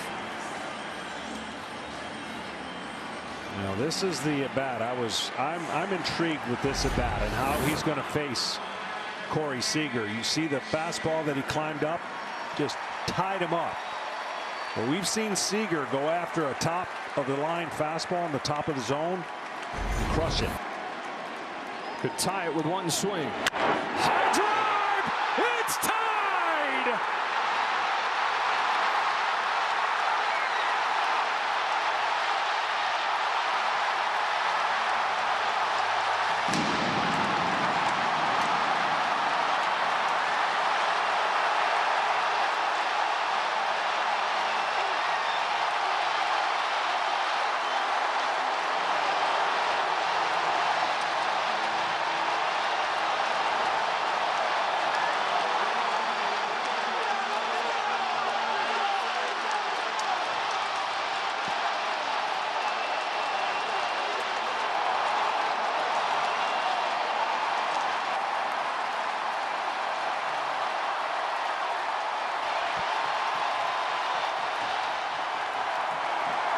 Corey Seager has tied the game in the 9th. And now the Rangers can look to win it. Evan Carter takes strike 1. Franchise-changing player.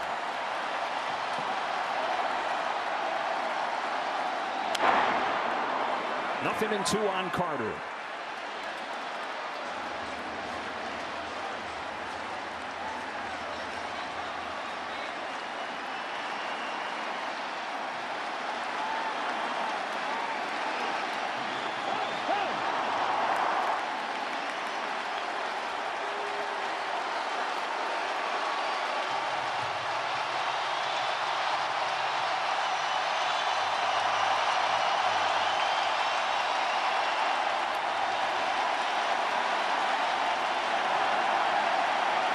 Sewald throws way outside.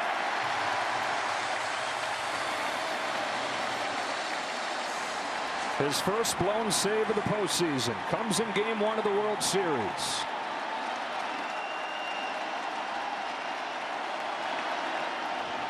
The 1-2 to Evan Carter.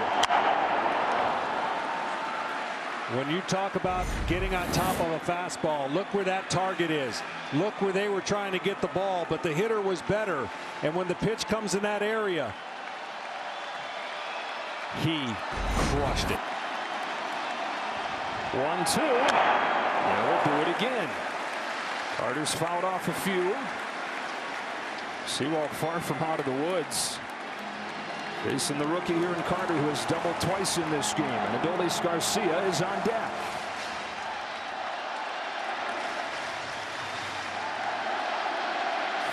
Five in the 9th inning of Game 1. 1-2 pitch. Got him swinging. Back to the home run. Well, great player in Corey Seager, so much invested in him, and you see how he gets the barrel of the bat to it, and it's a no-doubter. The walk, the homer, and now Mr. Excitement up, who has good numbers against Seawall. 4 out of 10. Adolis Garcia, 4 out of 10 with a home run against Seawall. Here we go. Ooh, middle fastball that he took.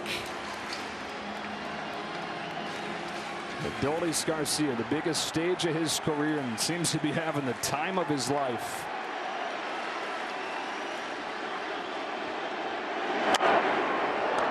No balls and 2 strikes.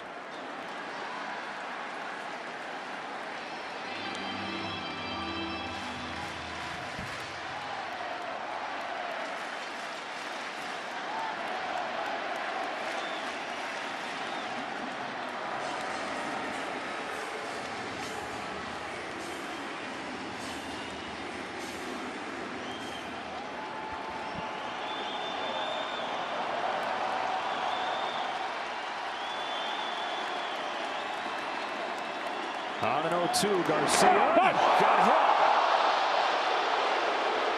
got hit by an 0-2 pitch.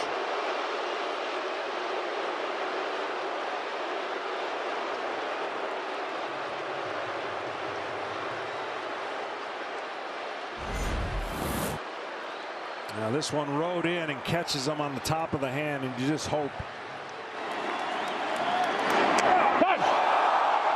You just hope that that doesn't knock him out for any time, because that is the worst place to get hit. Right there.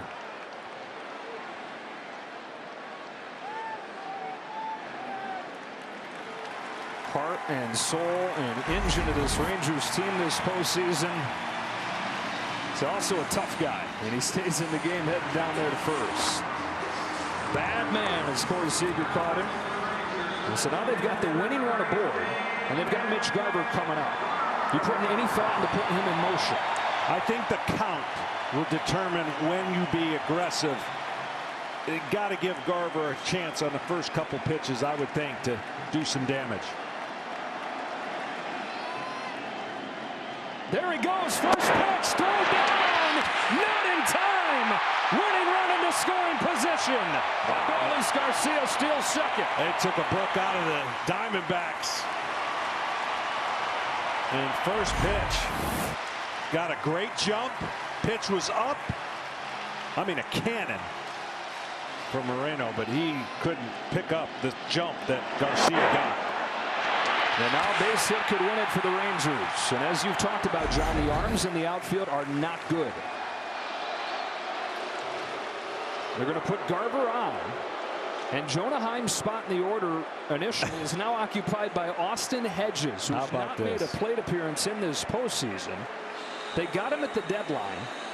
He started 5 games as a catcher.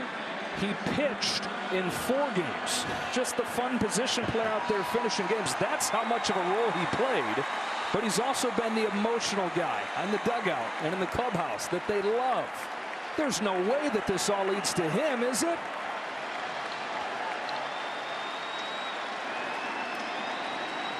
Austin Hedges swings and misses at a first pitch slider.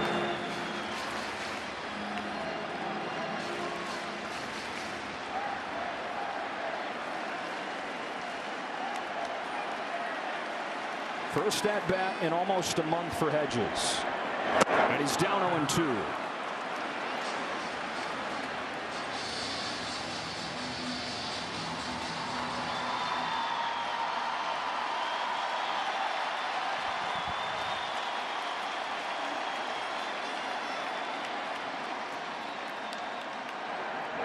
On 3 pitches, he gets him and finishes off the 9th inning.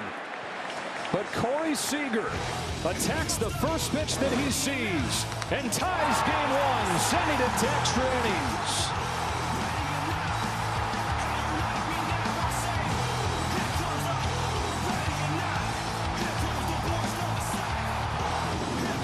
Run in the bottom of the 9th. That is the stuff of dreams for guys who already won a World Series MVP.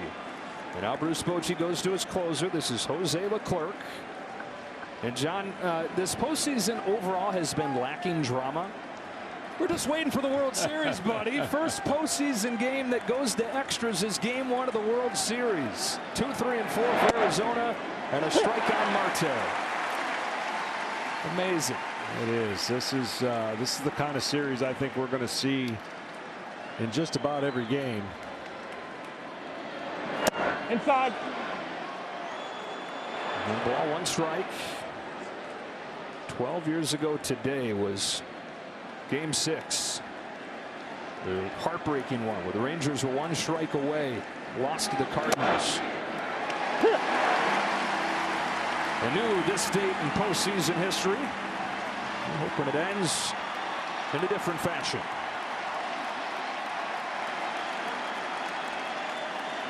The Clerks 1-2. Marte fouls it off. Well, this young man has been through one of the most heartbreaking losses, and I think he'll be better for it. The team survived. They won Game 6 and 7, and in Game 6 he had a huge bases-loaded strikeout. But who can forget the 3-run homer against Altuve in a game that they had won?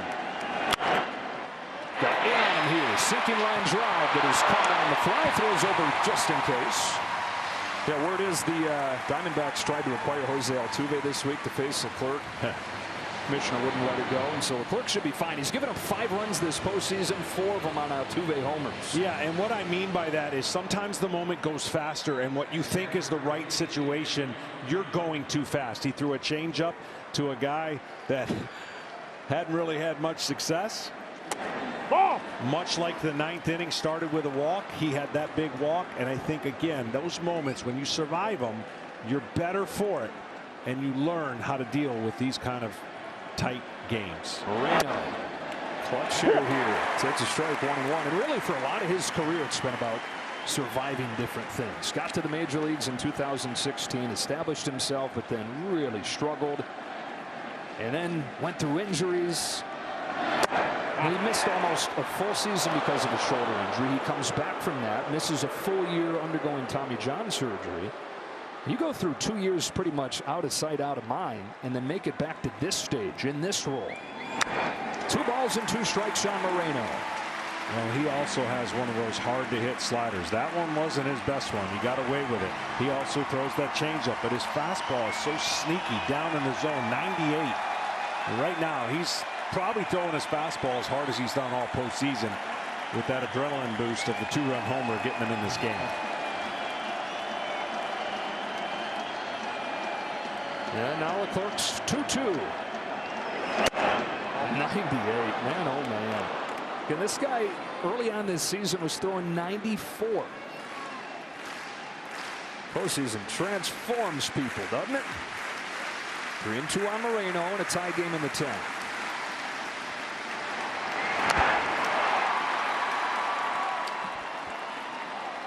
Okay, so he's got life on his fastball. The command not great. He's shaking his head right there because the last 2 sliders have spun in the zone. They need to turn the corner. You got to have touch on that pitch. You can't muscle a slider. It won't be as effective. And this is a guy who's been punishing mistakes lately. Got this fastball by him. 2 gone in the top of the 10th.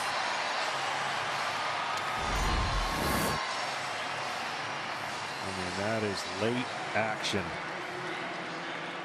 Don't think for a minute that Walker wouldn't like to check in himself. Been struggling, 3 strikeouts on the night. Boy, he looks out of sorts. Chases that thing that bounces. Led the Diamondbacks with 33 home runs during the regular season. He's one of his last 18 with the 3 Ks tonight. And a fastball sneaks right by him. 0-2. Regular season, you got a man on second. Different philosophy, different swings. Postseason, you play it, and everybody's going to try to be a hero. Well, the pitchers are going to have success if everyone's trying to be the hero by swinging up and hitting a home run. Everybody's going to try. Only one guy will tonight. 5-5 in the 10th and 0-2 from Jose Leclerc. Walker flies it to center field. Easy one for Taveras. Let's go to the bottom of the 10th. It's low. Young and Taveras coming up. Back after a word from your local Fox station.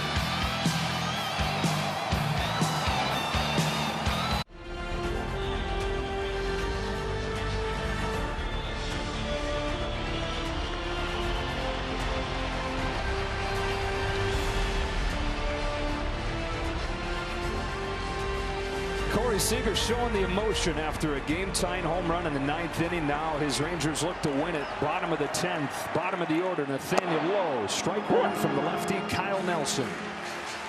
Kyle Nelson, when he faces left-handers, going to be predominantly the slider and fastball combination. You just saw the slider. Lowe, who's got power, swings and misses, 0-2. We've seen guys pound low with fastballs, but a couple sweeping away from him here to put him in an 0-2 hole. Young and Taveras to follow in this inning. First extra innings game of this postseason. It's game 1 of the World Series. Quite a tone set. Now an 0-2 pitch. Takes it down and away. And because that was such a clean inning, I don't know if Bruce Bochy will extend his closer for 2 innings if they don't score here. Donovan's 2-2. Looks like they will.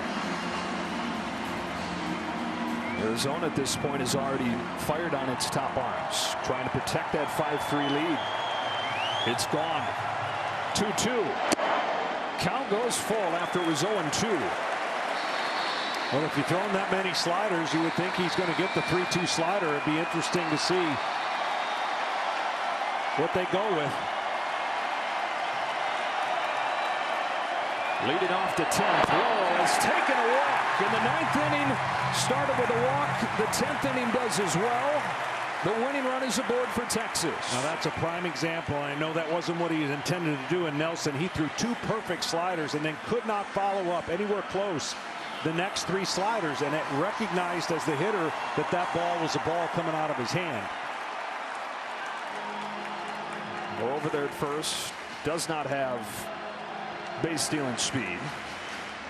But again, the arms in the outfield, not a strength for Arizona. Man at the plate is the rookie Josh Young, who's 2 for 4 in his first World Series game.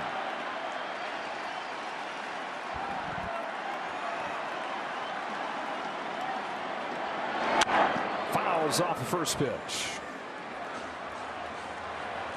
Josh Young, who they say has been training for moments like this for a lot of his life, dreaming of being in the big leagues, training his mind, reading about psychology and mental conditioning, and trying to be at his very best. And the lights shine the brightest. On this 0-1 pitch, he takes low. Well, 0-2, and the Rangers work to walk to lead off this inning. They have him way shifted. Obviously, can't totally shift, but second baseman's almost at second base. So there's a highway on that side if he chooses to go the other way. On this 1-1 pitch, chops one to short. Perdomo's there. The second one on the first. It's a double play.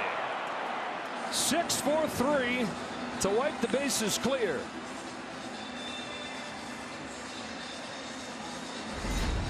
Oh, that's how you take care of a leadoff walk.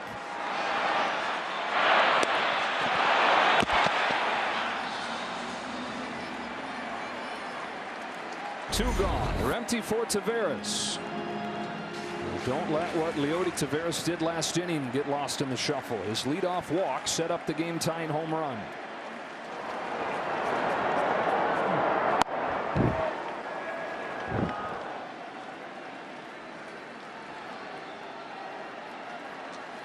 Taveras, 1 home run in this postseason against Justin Verlander. Nelson gets the call.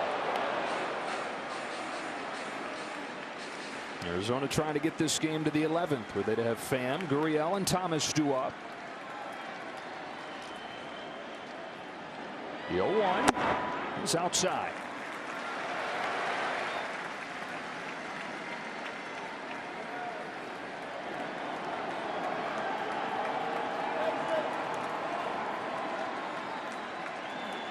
One ball and one strike. Taveras couldn't lay off. 1-2. He's chased quite a bit tonight.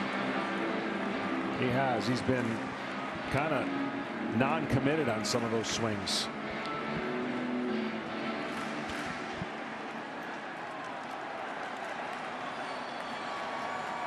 He's going to use the time, gather himself here. Feels like Nathan Eovaldi pitched this game like days ago. 4 2/3, gave up 5 runs. His worst start of the postseason, but his offense has gotten him off of the hook. 2-2 on Taveras. Well, one of the trends we talked about is going to come to an end. The Rangers scored first. They hadn't lost. And Arizona hasn't lost when they had the lead. Right. So one of those two is not going to come out on the winning end. Count goes full. Again from behind to ahead. Release full. Top of the order, and Semien waiting on deck.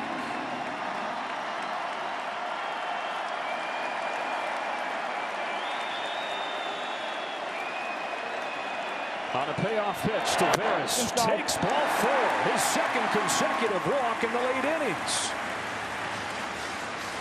He has the kind of speed where they could consider having him take off the same way they did Garcia last inning.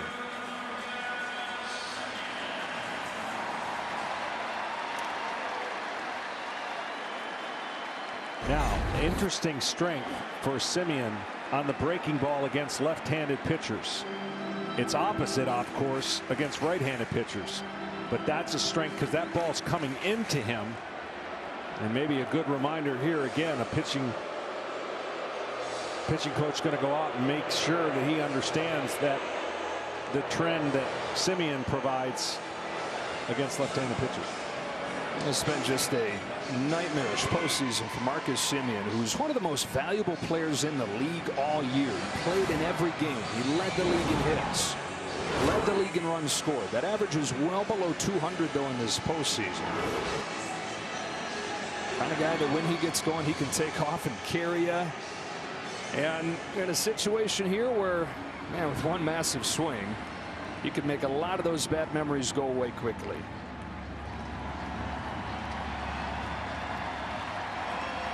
.33 years old in his 11th year, playing in his first World Series.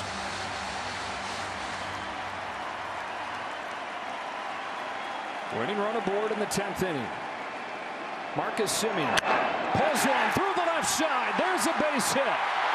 Winning run into scoring position, and they came right into his sweet spot there, Johnny. Yeah, just what I was saying. And lucky the ball was on the line and not in the air, because that's where he likes the ball. And oh, here comes that man in Seager. That breaking ball is the perfect strength of Semien. And now, could he do it again? Tied it in the 9th. A chance to win it in the 10th.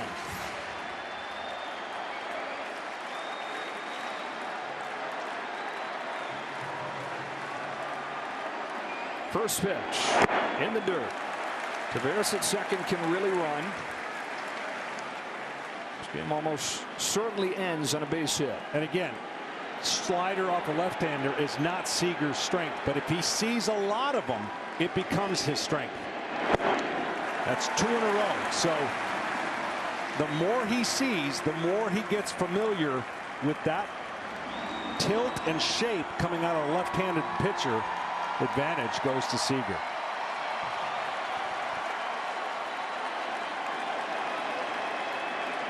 On this 2-0, Seager grounds one to second. Marte's got it on to first and on to the 11th.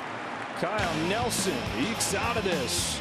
3 base runners in the inning, but the double play ball and the ground ball that he induces against Seager keeps game 1 rolling. Unlikely World Series, but what a game 1 we've had. Corey Seager ties it in the bottom of the 9th with a 2-run home run. And here we go to the 11th. Jose Leclerc stays in. The Rangers at this point have a massive advantage in the bullpen suddenly. With Arizona having fired all its top guns, and Bruce Bochy was using his behind bullpen. He can go to his top guys now. This is the 2nd inning for his closer Leclerc. Tommy Pham starting the 11th. And reaching out, lofting this ball to left field for Carter. on the first out. Well, because it was a relatively stress-free inning and low pitch count, it allows Bruce Bochy to go to Leclerc, and then after this, possibly Chapman, depending on where they are in the lineup, if it matters. Then you look over at Arizona, and Castro, Frias, Nelson, and Saalfrank are the only guys they have left. They've used their top 4. As Gurriel comes up with one away, reaches out and taps it foul. Well, in a regular season, you wouldn't be fearful of anybody you use because you got to use your whole bullpen. But then you lose favor at times when guys are not right, and so you shorten your bullpen. Even though you got the same number, you really don't in the postseason. There are guys you will stay away from based on the way they've reacted to the postseason, and it's just natural. Managers, when they have a hiccup or two, they stay away from a guy until they can't avoid it. This game may force some of those guys in, depending on how long it goes. Here's a 1-1 from Leclerc. Oh! Gurriel looks really jumpy right now. He goes around, and it's 1-2.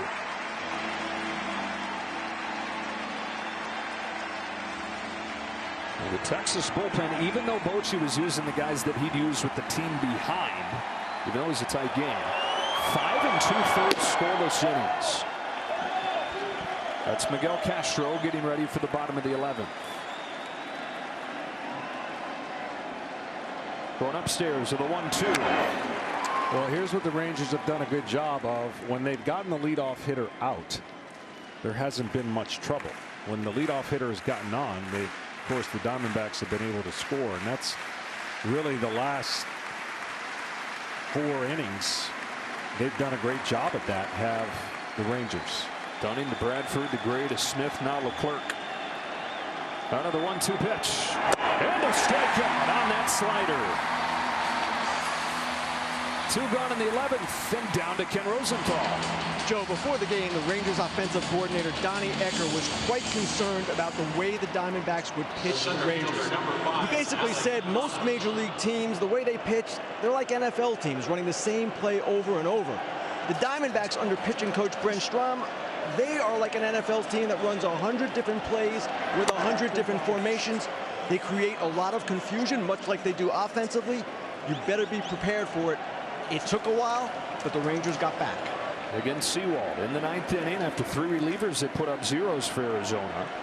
Alec Thomas chases a change here. 1 ball, 1 strike. 2 infield hits in his first World Series game.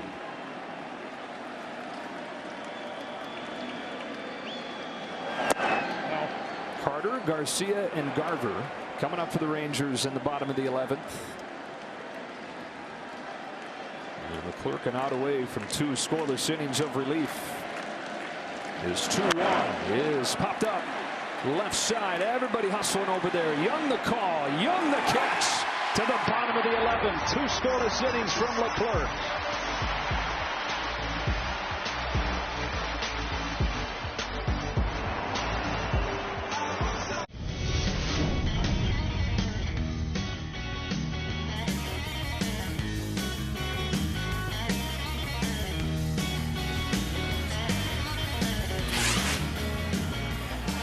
Three, 4, and 5 coming up for the Rangers. Bottom of the 11th. 1 run would win game 1. It's Carter to lead off, and then Garcia, and then Garver. Carter's going to get a rare chance here, Johnny. He's 1 for 16 against left-handed pitchers. Nelson stays on to face him. Strike 1. Yeah, this is the only hitter Nelson will face this inning. Castro will come in and face the right-handers, but Carter's going to see that pitch a lot here. That's the pitch it goes to. On this 0-1, he takes in the dirt, and they've pinch hit for him before, but he's done enough at this point, and his defense important enough where Bruce Bochy lets it roll, lets it ride with the 21-year-old Evan Carter. Grossman would be the option. 1-2. 2 doubles in this game. Now, the Rangers got 2 runs in the first inning. They got 1 in the 3rd, and then were silent until Seager erupted this place in the 9th. For the Diamondbacks, 3 in the 3rd, 1 in the 4th, 1 in the 5th. And then the bullpen has shut them down. 2-2 on Carter. Boy, you got to throw him strikes. Well, he makes good pitches on the swings and misses, and look, he's trying to expand the zone and going lower and lower, and just not coming out of his hand looking like a strike. Flies this one to right field. Does find the zone there, and he's going to get Carter. Carroll puts it away. One gone in the 11th. Adolis Garcia's coming up, and he's going to face a new pitcher. They've got Castro ready for him. Garcia, after getting hit hard on the wrist his last time up. First of all, it's a good sign to see him stay in. And baseball fans got to love what they're about to see coming up here. Adolis Garcia, who has owned the spotlight all October, with a chance to win it.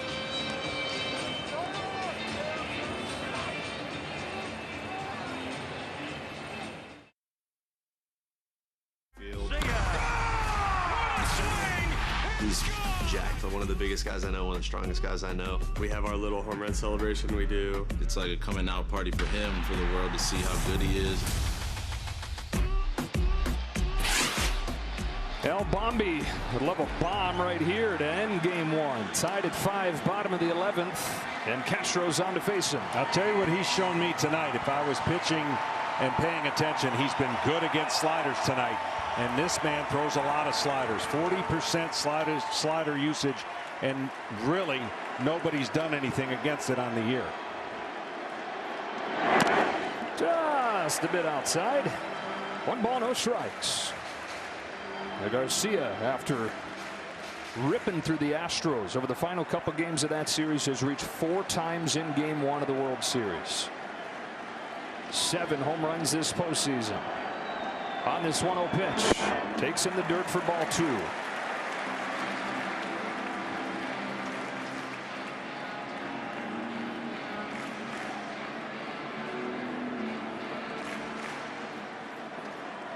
Flair, drama, joy, all in one package right here. Adolis Garcia couldn't help himself. 2-1. Again, this is the tendency for most hitters. When you get in the postseason, especially when you're the home team, you just know one swing and you're dancing.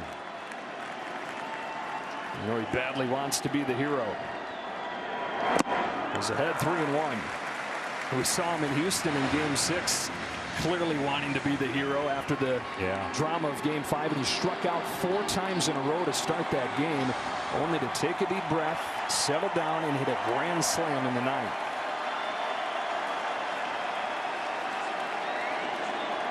Adolis Garcia sends one the other way. That sends Carroll back. He's at the wall, and the legend grows. Adolis Garcia wins game 1.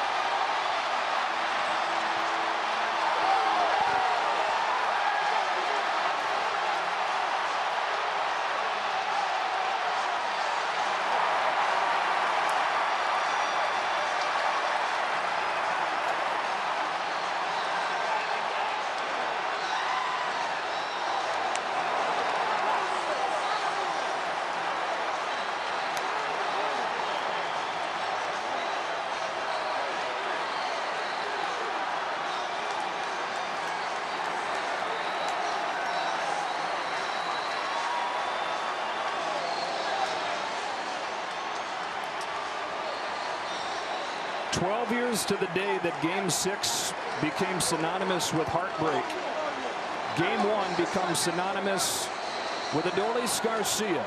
The Rangers tie it in the 9th on a Seager home run. They win it in the 11th. And, of course, it was Adolis. One swing and they're dancing around, but it was all about that hit by pitch the time before. You wondered if that was going to have anything to do with his swinging the bat. It wasn't. And he went to right field. That's how strong he is. He took a low sinking pitch and hit it like a left-handed pull hitter. And what a moment. And what a comeback win for the Rangers. This is what I was talking about. This looked like it could have been very bad when he was hit by this 0-2 pitch earlier before this game. Right there. And that one, you thought, okay, maybe he's in a little bit of trouble. Well, not only was he not in trouble, he was completely on plane when he was swinging to hit this ball.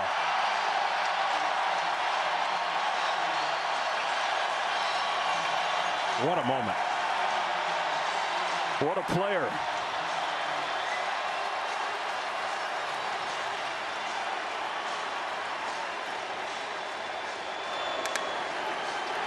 Michael Young, the Rangers legend, who's now a special assistant with the team, said there's nobody having more fun than Adolis Garcia. He said he's enjoying every pitch, and this time of year, the guys that do that are the ones that thrive. Yeah, and I'm telling you, from the very first at-bat, he looked locked in. He took one huge swing in that at-bat and almost got back to the basics of short and to the ball, and he let that ball travel, and he hit it exactly where it was pitched. Incredible stuff.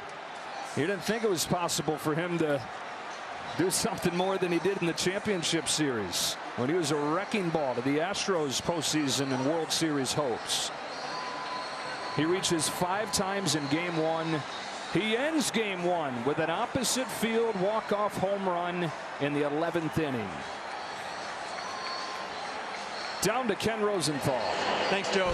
Adolis, walk-off home run. When you came to the plate, what were you thinking? I was thinking on hit a good pitch, make good or bad, and just thinking give it the victory to my team. When the ball went over the wall, what was your reaction? It was an exciting moment, you know. I was just looking to the dugout, looking at all my teammates happy and sure, you know, happy. The hit by pitch, how much did it hurt your hand? I think he was trying to throw an inside pitch, but I just, you know, I get lucky that it's nothing worse. So it wasn't painful? No. All right, the ball Seager hit to tie the game. When you saw that, what did you think? That was one of the best moments of the game. He tied the game. He fired me up, you know. I get so excited too, and I knew we can get the win. What did this team show the Diamondbacks tonight? You know, it's going to be a really good series. We show all the teamwork, and we're going. Adolis, congratulations. It's your night. Back to Joe. I don't think this guy's human. What do you mean it didn't hurt? Because tonight's game ended in a walk-off, Capital One will donate an additional $1,000 to the Jackie Robinson Foundation as part of the Capital One walk-off program. To date, Capital One has donated over $750 grand to the foundation. And Adolis Garcia, just the latest in the legend of Adolis. But on the biggest stage yet, game 1 of the World Series ends in an Adolis Garcia home run. It took 11 innings. It took a 9th inning comeback.